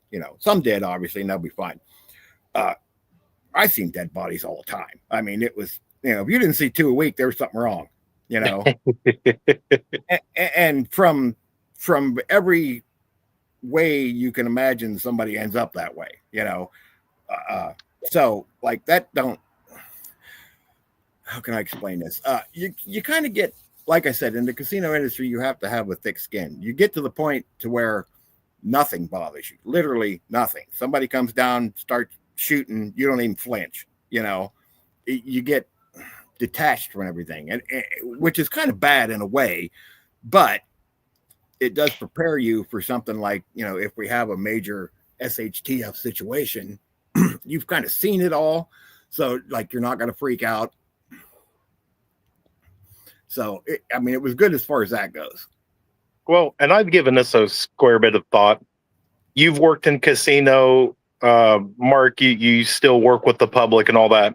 Isn't it kind of ironic that your very first job that most people do is they go and they get that cashier job, or they get some sort of something, and that's got to be one of the most difficult jobs, is to handle the public. Yeah. Especially the public in the casino. You've never seen, like, and it also teaches you the way people really are. You meet people out in the public, and they're putting on a persona of, they're this and that. They get in the casino and they are their real self. And oh my goodness, I could tell you guys stories that would just make your jaw drop. And like as Dennis just said, he had a guy shoot himself in the chest right at the blackjack table. Oh man. Okay. So every week in Vegas, there's something going on, right? There's a convention. Uh-huh. So there's always somebody. And you name it. We had the porn convention and consumer electronics, and you just name it. There's a convention every weekend, right? The worst group. Oh, they have the national finals rodeos out there, so you get the rodeo people, and you'll never guess who the absolute worst group. Like every year when you go, oh, this group's coming in next week, you just went, oh no. Take a guess. Take a guess who the absolute worst group that come through there was. Automotive parts industry. That's a good guess, but no. Yeah, it's got to be something really off the wall. Something to do with little people. No, that's a good guess too. No, it was the teachers union. Oh my sense. God, they must be in their little towns and they're acting all sweet and whatever, and they get out there and it makes Girl Gone Wild look like a monastery. Oh my goodness. You've seen more naked people running around a casino during the teachers convention than you did during porn week. Okay, that makes sense. Oh my goodness, it was insane. That makes sense. They just cause so much. Oh geez, every year you just went, oh no, it's teachers week. Uh-huh. And yeah, well, that actually makes sense, because for a lot of average people, everybody's got dreams and hopes and wants and desires and all sorts of things, and you either make a conscious choice on how you live your lifestyle, or you try and be like everybody else, but because of your work or wherever, you're forced to bottle that up until you have an excuse to let go. Oh man, and they did. Yeah, I can. Well, I know every time I've been to Vegas, I really let go. I can promise you that. Yeah. It was okay living there as long as you stayed away from the tourist areas. When you weren't at work, you just didn't go down there, Right. My father was a professional gambler. He was in the Trump High Roller Club, and yeah, I used to go on those junkets with him all over the world. Yeah, yeah. Trump had an airplane. It was owned by, well, I don't know if it was owned. It was probably owned by Trump, but it was called Paradise, and it PAIRADICE, Paradise. Yeah, right. And they would land at Greenville Airport, and they would call Dad and say, "Look, we're going to Bermuda. We're going to the Bahamas. We're going to Vegas. We're going to New Jersey. We're going," and Dad didn't have to pay for a ticket, and he could bring somebody along. I think it cost him like $50, right? Yeah. I remember going to the last trip he and I took together. We went to Biloxi, Mississippi. Yep. about an hour, 10-minute flight from here, right? So I get on the plane. I don't like to fly. I don't mind it, but I don't like it. So my wife and my dad and my brother, we all get on this airplane. And so they shut the door and the engines fire up and the lady rolls by with the liquor cart, goes right by all of us, and goes straight to the cockpit and shuts the door. Dude, yeah. Dude, we were so hammered in the hour and a half it took to get from here to Biloxi, Mississippi. And you had to gamble so many hours. You're in Right. Yeah. Yep. You didn't get to see any of the city. You just seen the inside of the casino, right? Right. Mhm. And they're giving you free liquor the whole time you're there. Yep. Holy shit. Mhm. Man, those Mhm. flights from Bermuda. I remember we flew to Yeah. Bermuda one Yeah. time. We landed in Bermuda. We stayed, I think it was like 12 hours. Got right back on the plane, came home. I never seen Bermuda. It was dark when I got there. It was dark when I left. Never Yeah. seen Bermuda. But I've been there. Yeah, I mean, yeah, casino, yeah, gamblers are a different breed to start Yeah. with. Oh yeah. Mhm. Real game. Yeah. Oh yeah. I've seen some. Well, like I said, I could just tell you stories for days and days and days. But yeah, like J.S. Dennis said, he got tired of watching people destroy their lives. Oh yeah. I mean, that's why there are people that actually just go to Vegas to hit the pawn shops and buy stuff. Mhm. Like, they don't gamble. They go out there because so many people have to pawn stuff to get home because they spend every penny they ever had, and they're Mhm. stuck. So yeah, there's a lot of people that just go to Vegas just to go to the pawn shops. That's why that what is it, Pawn Stars? Mhm. Yeah. I mean, it's crazy. Yeah, I remember. My dad told me before he passed away, said, son, I hope you got enough money to bury me because I'm gonna piss away every dime I've got. Mhm. Well, at least he was honest about it, right? So King yeah, Corso, how you doing? Good to see you. he wasn't joking. Yeah. And as far as the casino workers, the employees, there was pretty much two types. Okay, there was the type that never gambled, and then there was the type that was an addict. Mhm. There was rarely any in between. You either didn't ever go in one of them places unless you were at work, or you were in there all the time. You get off work, you just go next door and sit down. You were there until you had to go back to work. And I wasn't much of a gambler, so I would play a little poker, but that was about it. Yeah, well, my father was an addict, so Mhm. a little bit though. Yeah. Well, my dad made his living. Dad had several businesses. My dad was a very hardworking guy. Couldn't read or write. But my dad, very hardworking man, very smart guy. But he ran a gambling house here, an illegal gambling house here in North Carolina. Yeah. Tip boards and baseball pool, Yeah. race pool. And that's how my father made the money he pissed away. I can assure you, my father had millions of dollars passed his hands. But again, at the end of the day, you have a dime up. And Mhm. yeah, it's a sad existence. I mean, it's just as sad as well. My brother, who I mentioned, my brother was a heroin addict, and he passed away at 47 years old, 2 years after my father died. Yeah. Watching both their addictions killed them both. Oh Mhm. yeah. I've Killed seen it. them. And watching their addictions, there was very little difference between my father's gambling addiction and my brother's drug addiction. Yeah. There was Yeah. a difference in the fact that Yeah. It's absolutely just as bad. Yeah. And I've always treated gambling like entertainment. And Yeah. so what's a night out at the movies by the time you do large popcorn, some drinks and all that? It's $100. Yeah. What's the night out at the steakhouse? $100, $150? Probably. Yeah, same thing. I take $100 in and I put some coins in the slot machine, and if the lights go off, I get all happy. Yeah. And if the $100 goes, it's the same as watching a movie. And that's how you should treat it. That's exactly how. Yeah, it's entertainment money, right? Things that Mhm. you have set aside for right. That's But how we I've do. seen some. There used to be a guy that he owned a construction company in California, and he would come over to Vegas on the weekends, and he would go to Harris, and he was a slot player. Mhm. And I could see there was a door from the high limit blackjack room into the high limit slot room, right?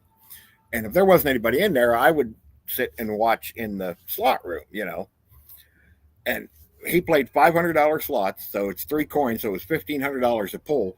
And there was a bank of them. There were 6 of them, and they get him a chair, like a stool with wheels on it, so he could just slide up and down that and play all 6 of them at the same time. And I don't know how much money he'd go through $1 million in a weekend, and it was crazy.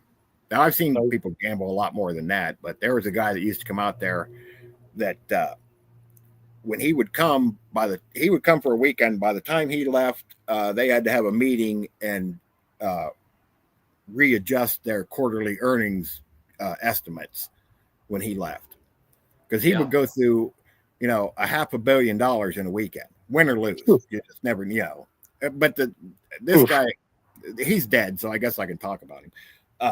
His name was Kerry. He was a party animal. The guy was great. Kerry Packard. He owned half Australia at the time, and he was a wild man. I mean, but for him to lose $500 million was like us losing $5. Yeah, like you're never going to notice it, Yep. And yep. But they had he would tip the dealers so much money. I mean, we were talking about the EO list, the early out list earlier. When he was in town, you couldn't pay people to go home, because he might come in, and like I worked at the Bellagio, and he come in there one night, and I was dealing craps, and this was back in the day before all this. At the end of the last shift of the day, after about an hour after that, you could go to the casino cage and get your tips, and it just come in an envelope. It was cash, just envelope full of tips, right? And he come in one day, and I was on the last shift of the day, swing shift they call it, and so wait around about an hour after shift, go get your tips. We made $12,500 for 8 hours. Now this was all like 600, and some of us made $12,500. That's how much money he tipped. And then I made the big mistake of going to work the next day, and there was nobody there. That was the busiest night I ever had, because everybody called off because they had a whole pocket full of cash. They're like, I ain't going to work today. And, oh man. But yeah, he was great. There was a newspaper that ran around all the casinos, and they would have a vote every year, and they would vote for everybody's favorite player, and I don't, if you add up all the people that got to vote in that, it was, I don't know, thousands anyway. And he won every year while he was alive. He died early, but he was the party animal. I mean, he was sniffing coke off of hookers' asses. I mean, the whole 9 yards. I mean, this guy was just a madman. But you never seen him in a bad mood. He was just, he was something else. But Never seen a bad mood. And then, of course, we voted on the worst player every year too, and but the same person won that almost every year too.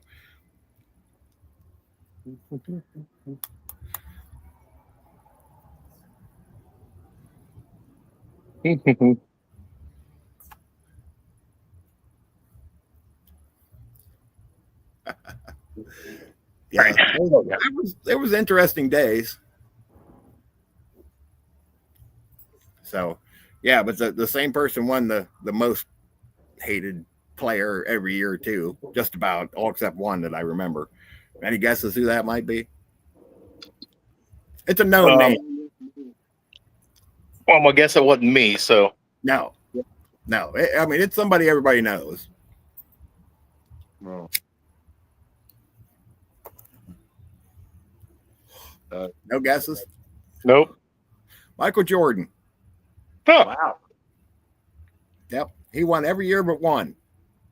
Nice. Well, he's from North Carolina. That makes him an instant asshole. Lone Ranger, what's up?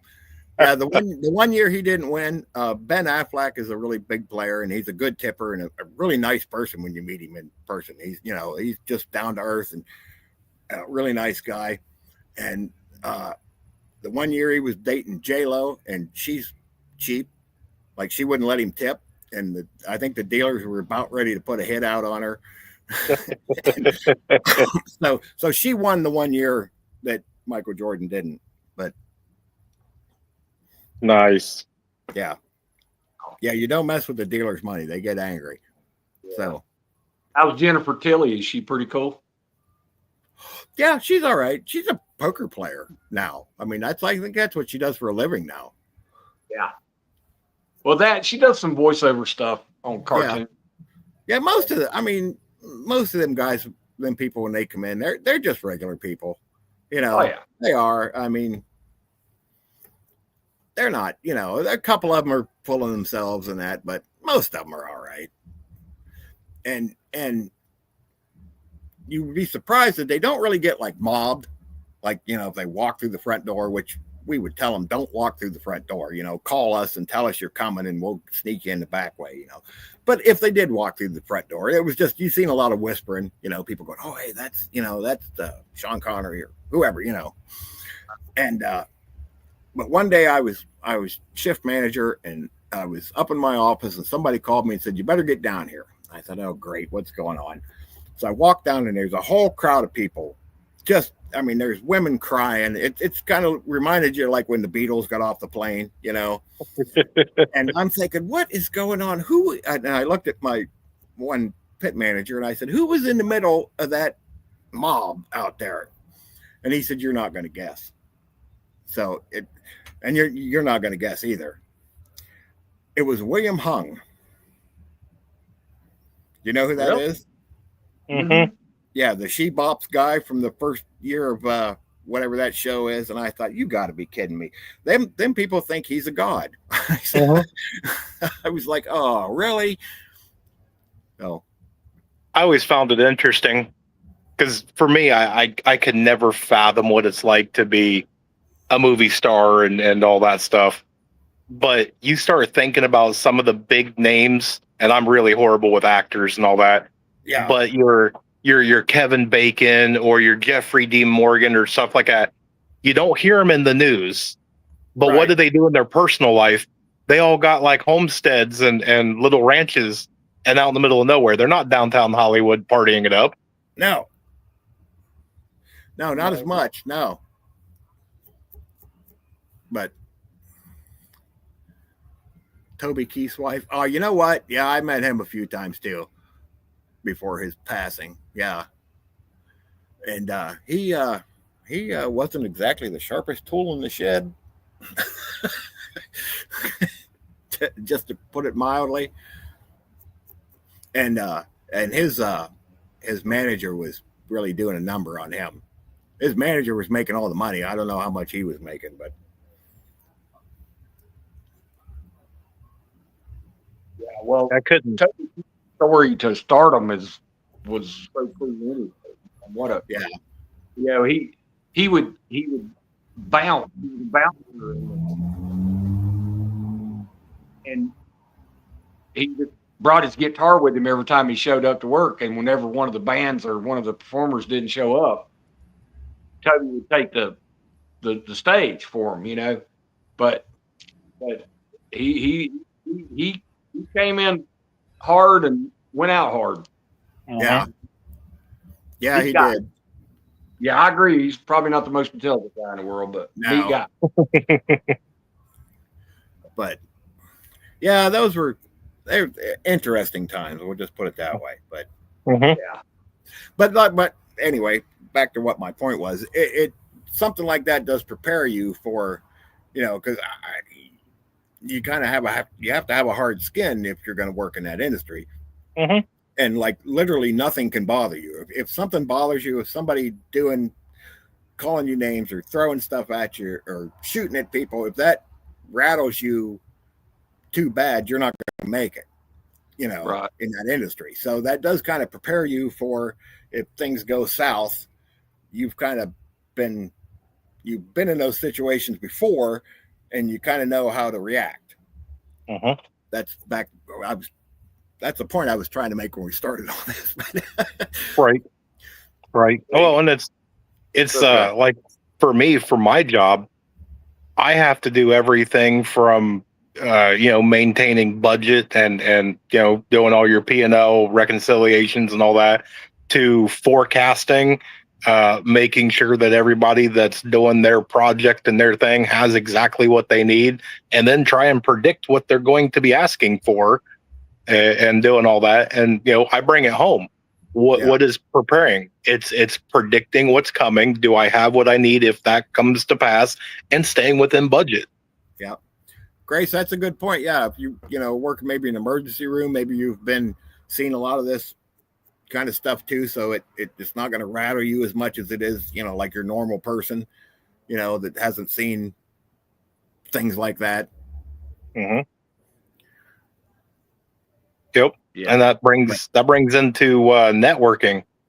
Somebody that's in the hospital industry, they're going to see what's going on medically that I have no clue in.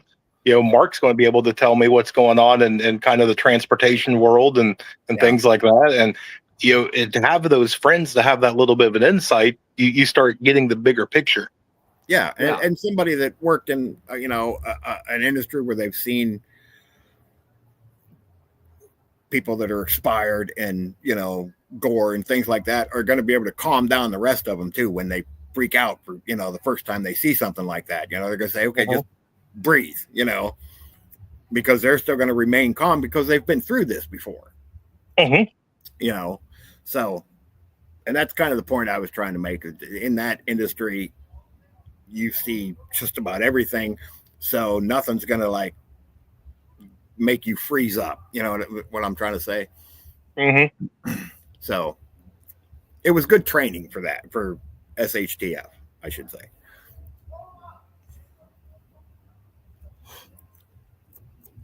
Yeah, there's definitely a whole bunch of humblings.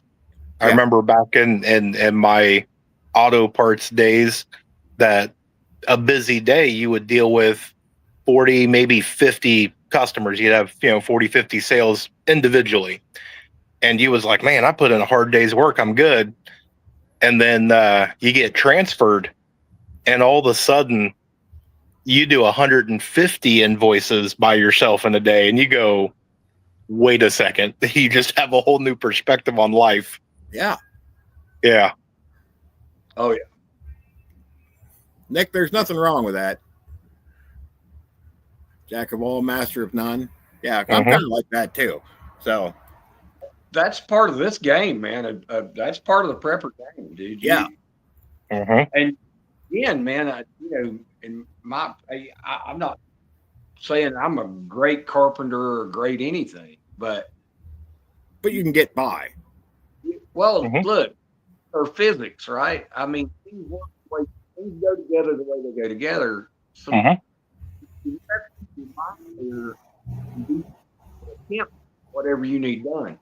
Yep. Yeah, you may make a few boo-boos, but but the prepping mindset, you have to be willing to try anything, and hope for the best, I guess. But in your preparation, you should be looking at construction technique or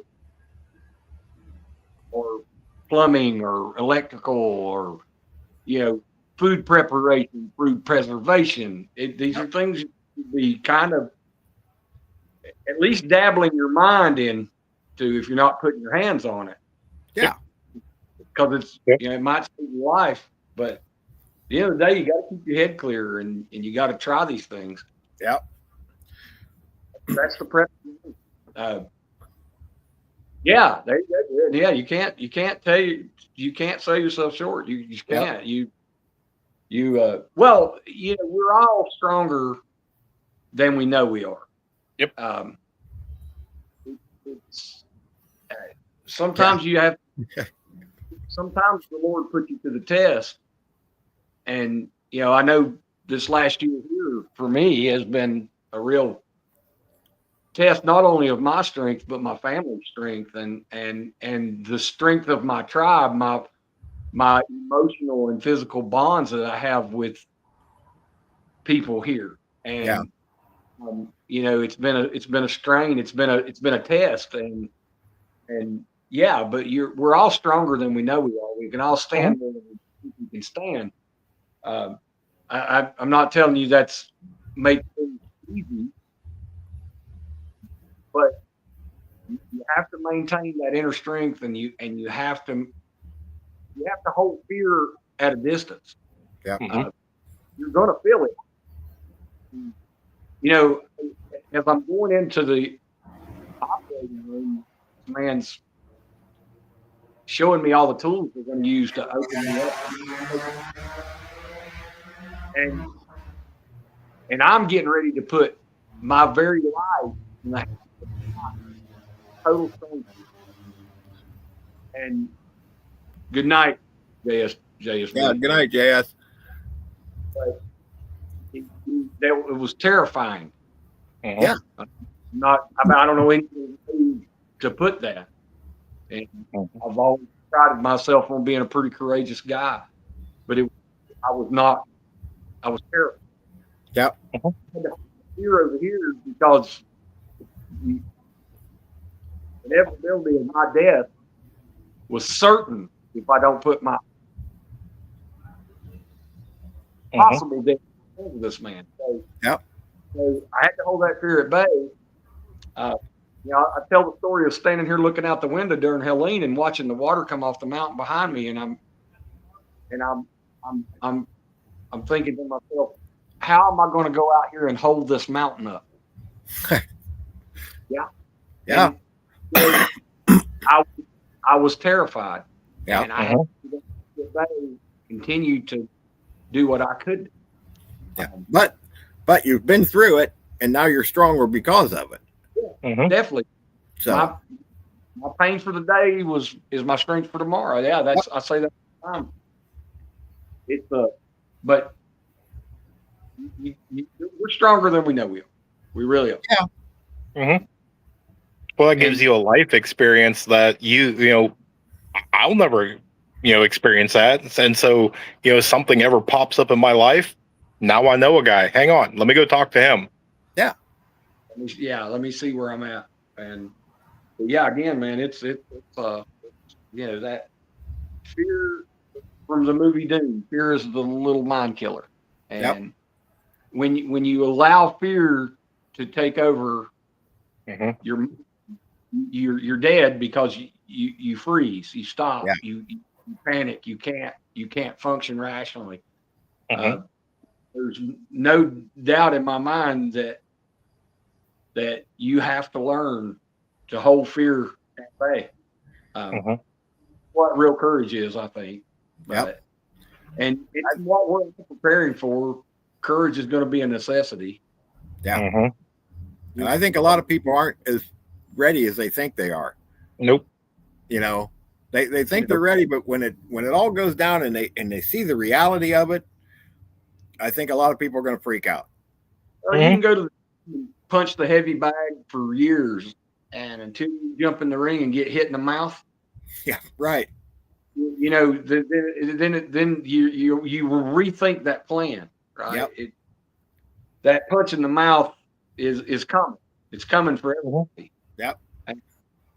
It's again. You just have to remember to know that you're going to get punched in the mouth, and face it like a champ. Yep. Embrace your inner Marine and suck it up. Embrace the suck. Yep. But I think if it gets bad, if it gets really bad, and people start seeing things that they're not accustomed to, or they're not ready for, they're going to start freaking out. Yep.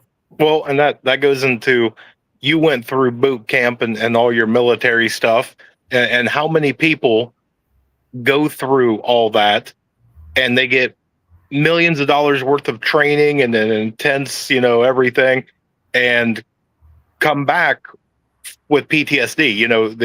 You saw something, you smelled something, you experienced something that you're just not supposed to do. Right. Yep. You're right. That's exactly right. It's tragic that Mhm. tragic, but it happens. It happens every day to firemen, policemen, electricians. It happens every day to people. People Yeah. suffer that trauma, and it's very evident in our military. I mean, we bury 11 men a year, 11, 11 persons a year on average to suicide. And Yeah. I mean, 11 a day, excuse me, 11 a day. Yeah. And, the struggle's real. And if you have a veteran in your life, or if you have a person in your life you know struggling with PTSD, you have to embrace that person and help them with their mental health, even though you're not qualified. Yep. Sometimes you just need to be an ear to listen or a shoulder to cry on, and that's hard. That's hard. Being that guy is hard, and even that may not be enough. So, yeah, it's PTSD is real, and it don't just happen to soldiers, sailors, airmen, and Marines. Yep. Oh yeah. People. I'm telling you, man, down here after Helene, there are people walking around every time we have a summer storm and the wind starts blowing. There are people within feet of me who have mental problems. Yeah. When it happens. Panic attacks. Yeah. They have PTSD. Yeah. And you know what I'm saying? They have it. They've never been in the military. They've never been a copper, fireman, or an EMT or a nurse, and they have PTSD now. Yeah. Mhm. Yep. I believe it. Yeah. No amount of counseling. No amount of counseling down here would be too much for the next 5 years. Yeah. Yeah. It's crazy. I'm just telling you, man. I mean, I know people who want to cut down every tree within 500 yards of their home now because there were hundreds of thousands of trees falling on people's homes here. Oh yeah. Yeah, I saw the videos in that, and yeah, it was terrible. I mean, just Well, one day I'll just walk around my house and show y'all, man. Yeah. I'm completely surrounded by large trees. My house never got touched.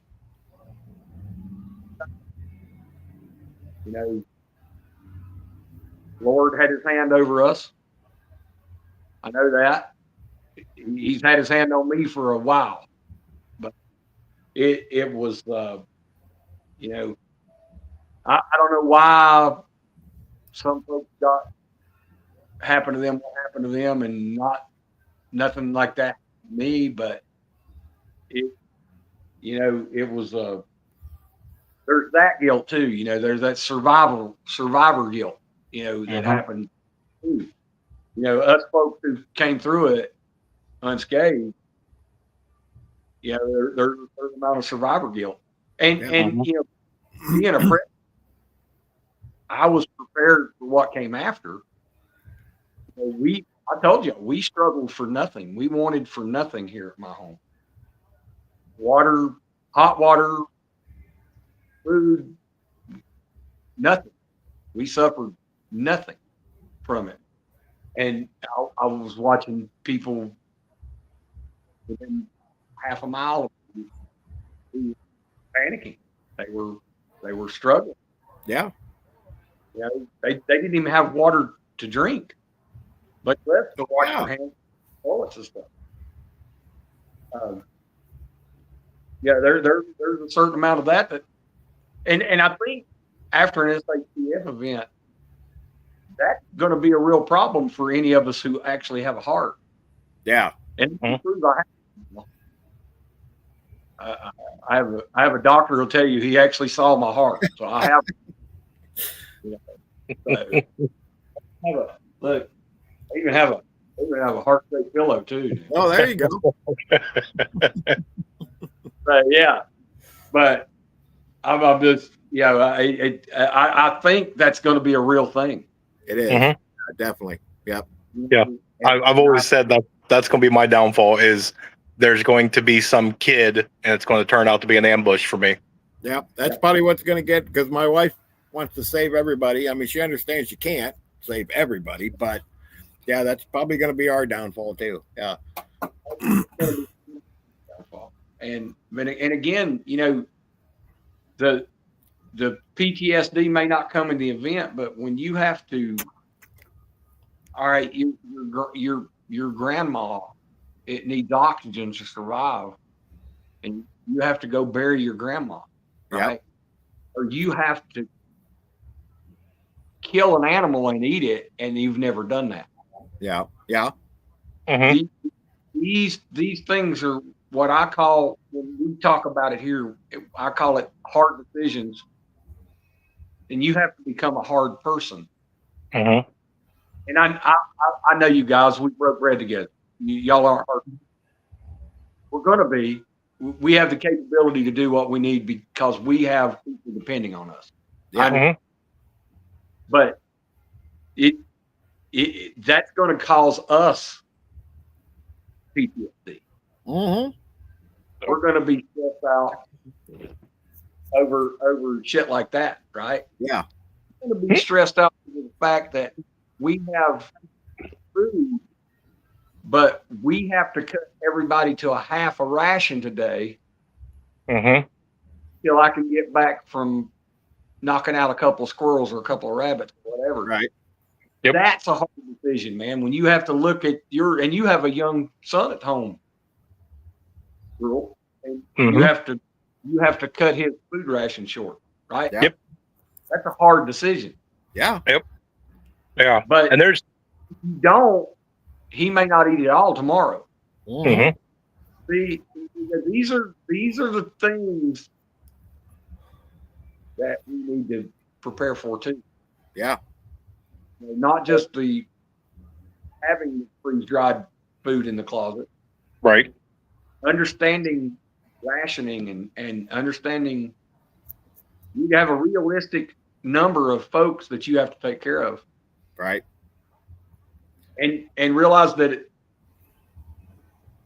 one day you might have to turn that kid away at the end of the driveway. Mhm. Even if it's not, right?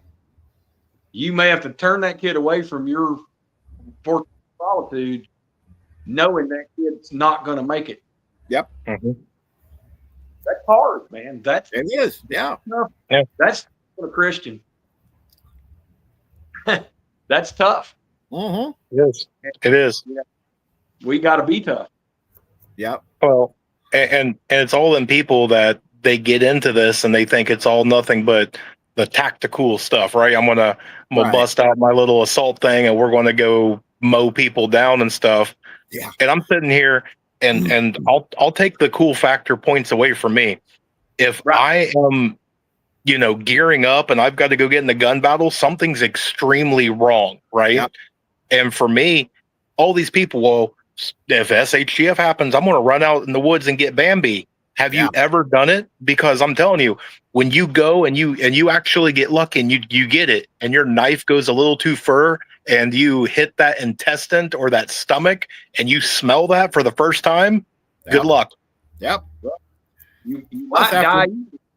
after about a week, there won't be anything brown running around in the woods anymore. No, that's true too. I mean, I talked about the 1 Second After book, and he Dr. Bill understands that. He makes provisions for that in the book. You will understand a lot more. Mm-hmm. Yep.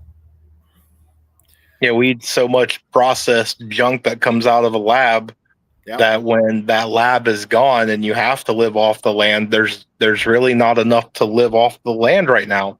Right. Well, not for everybody. Nope.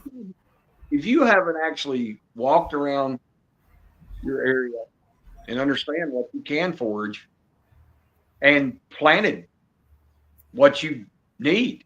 Mm-hmm. Mm-hmm. I'm not talking about a garden. You could plant mushroom spores. You know, Mhm. you could hostas. You can eat every bit of a hosta, right? Every bit of it.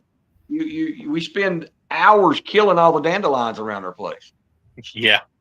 You know, and dandelions you could eat. Kudzu, you can eat kudzu, Yeah. but you need to understand what you can eat, and if it's not in your area and it's native to your area, maybe you should help it along. Hmm. Right. Don't just round up every damn thing around your house. Right. You might Hmm. know, and That's a good point. part of what we do. That's the kind of education that I hope we can impart during the 0 hour. You know, Mhm. I hope people ask about. Yep. You know, again, we talk about tactical, we talk about security, we talk about a lot of things, but that foraging and hunting around your property, you can make that a lot easier on yourself. Mhm. Yeah.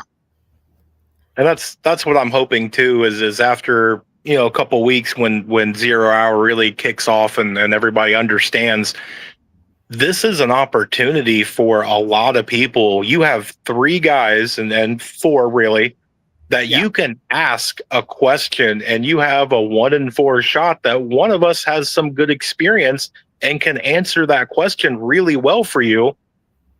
Don't pass that up, right? Don't be scared in the chat that you're going to look silly or you'll get made fun of. Ask it. Yeah. And if you don't Yeah. want to ask it, email one of us. We'll ask Right. it. You know what I mean? Yeah, no If you doubt. just go, I just really don't want to do it, then hey, shoot one of us an email and say, hey, can you ask Devil Dog about whatever, Mhm. about growing plants in buckets, because he's got a pretty extensive bucket farm going on, so Mhm. Me and him both do. I do the same thing. I grow container gardening, but Devil Dog has a much better and a better system than I do.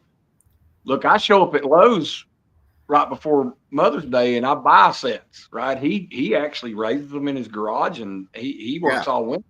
he And does. y'all live in a lot colder climate than I live in. I can Yeah. start my garden a lot earlier than y'all.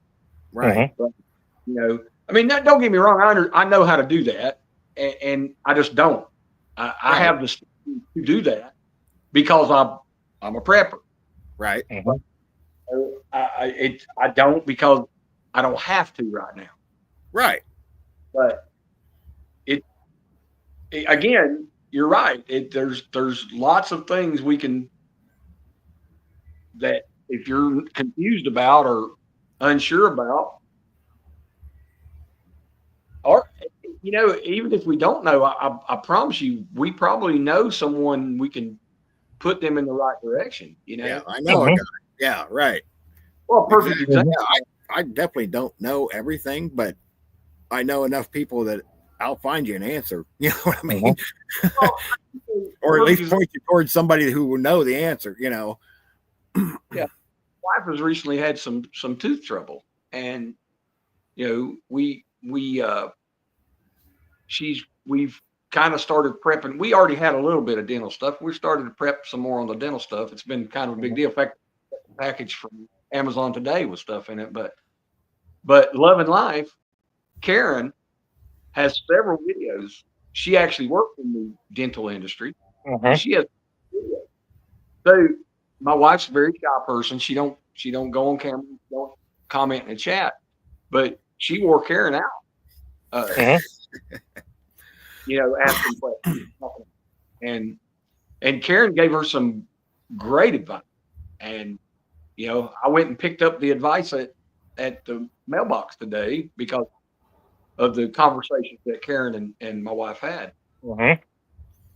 Again, maybe I don't know, and I don't. If you ask me a question about dental, I'm probably going to tell you to go look at Love and Life's channel Mhm. and scroll back and check out their videos. Yeah. Because Yeah. the information you need is there. Yep. And even what Karen don't know, she tells you where she got information. Right. And that's how it should be. Yeah. Yeah. And speaking of that, I actually did want to bring this up. Why I'm like what they doom scrolling at the end of my shift every night, right? If I come across a prepping channel that I'm not familiar with, I watch a couple videos, like, oh, this is somebody I don't know, right? So I come across 2 last week, and one of them popped up, and it was a new channel, pretty new, and I watched the video, and by the time it was over, I was like, I mean, the person had equipment, gear in package. So he's like, I never used this, I don't know how, but I got an affiliate link, in my discussion. I'm like, oh God, there's nothing wrong. There's nothing wrong with having affiliate links. If you've tried something and you're like, hey, this is a good product, and you have an affiliate link and you make a few bucks off of it if somebody orders one, that's fine. I got no problem with that at all. But this guy had never tried any of this stuff, and the advice he was given was just awful. Okay. I mean, I was like, oh, geez. So I watched the second video thinking, okay, maybe he was just having a bad day, and it was worse. And I was like, oh, and then, it was just, I was like, oh, geez, and I didn't leave a comment. It was hard not to, but I didn't do it. And, but then I come across another one, and no chance I'm not talking about your channel, but I'm familiar with your channel. But then I come across another one. I'm like, I never seen this guy, and he had really good advice. He went through a video, and I was like, hey, this guy knows what he's really. Actually, I picked up something. He had something he has in his everyday carry, and something that he had in his bug out bag was handcuff keys. And that was something I just never crossed my mind, and I was like, that's a really good idea. He said, I got a pouch, back here in my belt that I keep a handcuff key in there. And I thought, wow, I never thought of that. That's a great idea. So this guy was pretty sharp. And I don't remember the name of his channel, or I would tell you what it was, but I subscribed and hit the notification things. But so you just can't take advice from everybody. There are some good ones and there are some bad ones, There are some channels out there that big channels, small channels that are just out there trying to make a buck. And I got no problem with somebody making a buck as long as they're giving good advice, and I'm fine with that. If you make $1 million off of this, that's fine as long as you're doing. I'm not knocking anybody for making a buck. That's fine, but man, I mean, do it for the right reasons, And, like I said, that one I come across, it was a new channel. It had all these affiliate links for stuff that they'd never even tried out before. So they couldn't even tell you if it was any good. I was just shaking my head thinking, oh man, so you got to watch what channels you take advice from while you're out there, There was a little channel that I watched, absolutely superb stuff that I was their biggest fan, and then they quit. But that guy made me think every episode. He was like, all right, for all of you that think that nuclear holocaust is coming and you're going to get stuck inside your home, he goes, what are you going to do about vitamin deficiency? You're not out in the sun. You're not doing this. Or you're going to go out here and you're going to eat this animal. What happens when you get gout or something like that because you're not? And I'm just sitting here like, I've never thought of any of this. Yeah. Like I said, there's some good ones out there. Like I said, this other one I come across, and he was going through his like everyday carry stuff, and he had some really good advice in that. I was like, hey, this guy's pretty sharp. He's giving good advice. He knows what he's talking about. So there's some good ones out there. Oh yeah. And that was an established channel that I just never seen him before. I just happened to be scrolling through, and I was like, oh, I've never seen this one before, and I can't remember the name of it, or I would actually give him a plug. I don't remember what it was. Which, does either of you guys watch Prepping with Sarge?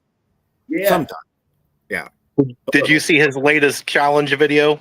No, I seen your video pop up, and it was right when I was going live, so I didn't get a chance to watch it. But I seen he's got another challenge go out. Yeah. His first couple, absolutely really fun. I mean, sat down, made me think, it was really fun. This one I struggled hard with. Yeah. I mean, good Lord. And in the end of my video, I even told Sarge, you need to do a live stream and have somebody think about this on the spot. Like, I want to see somebody's thought process and talk it out. Yeah.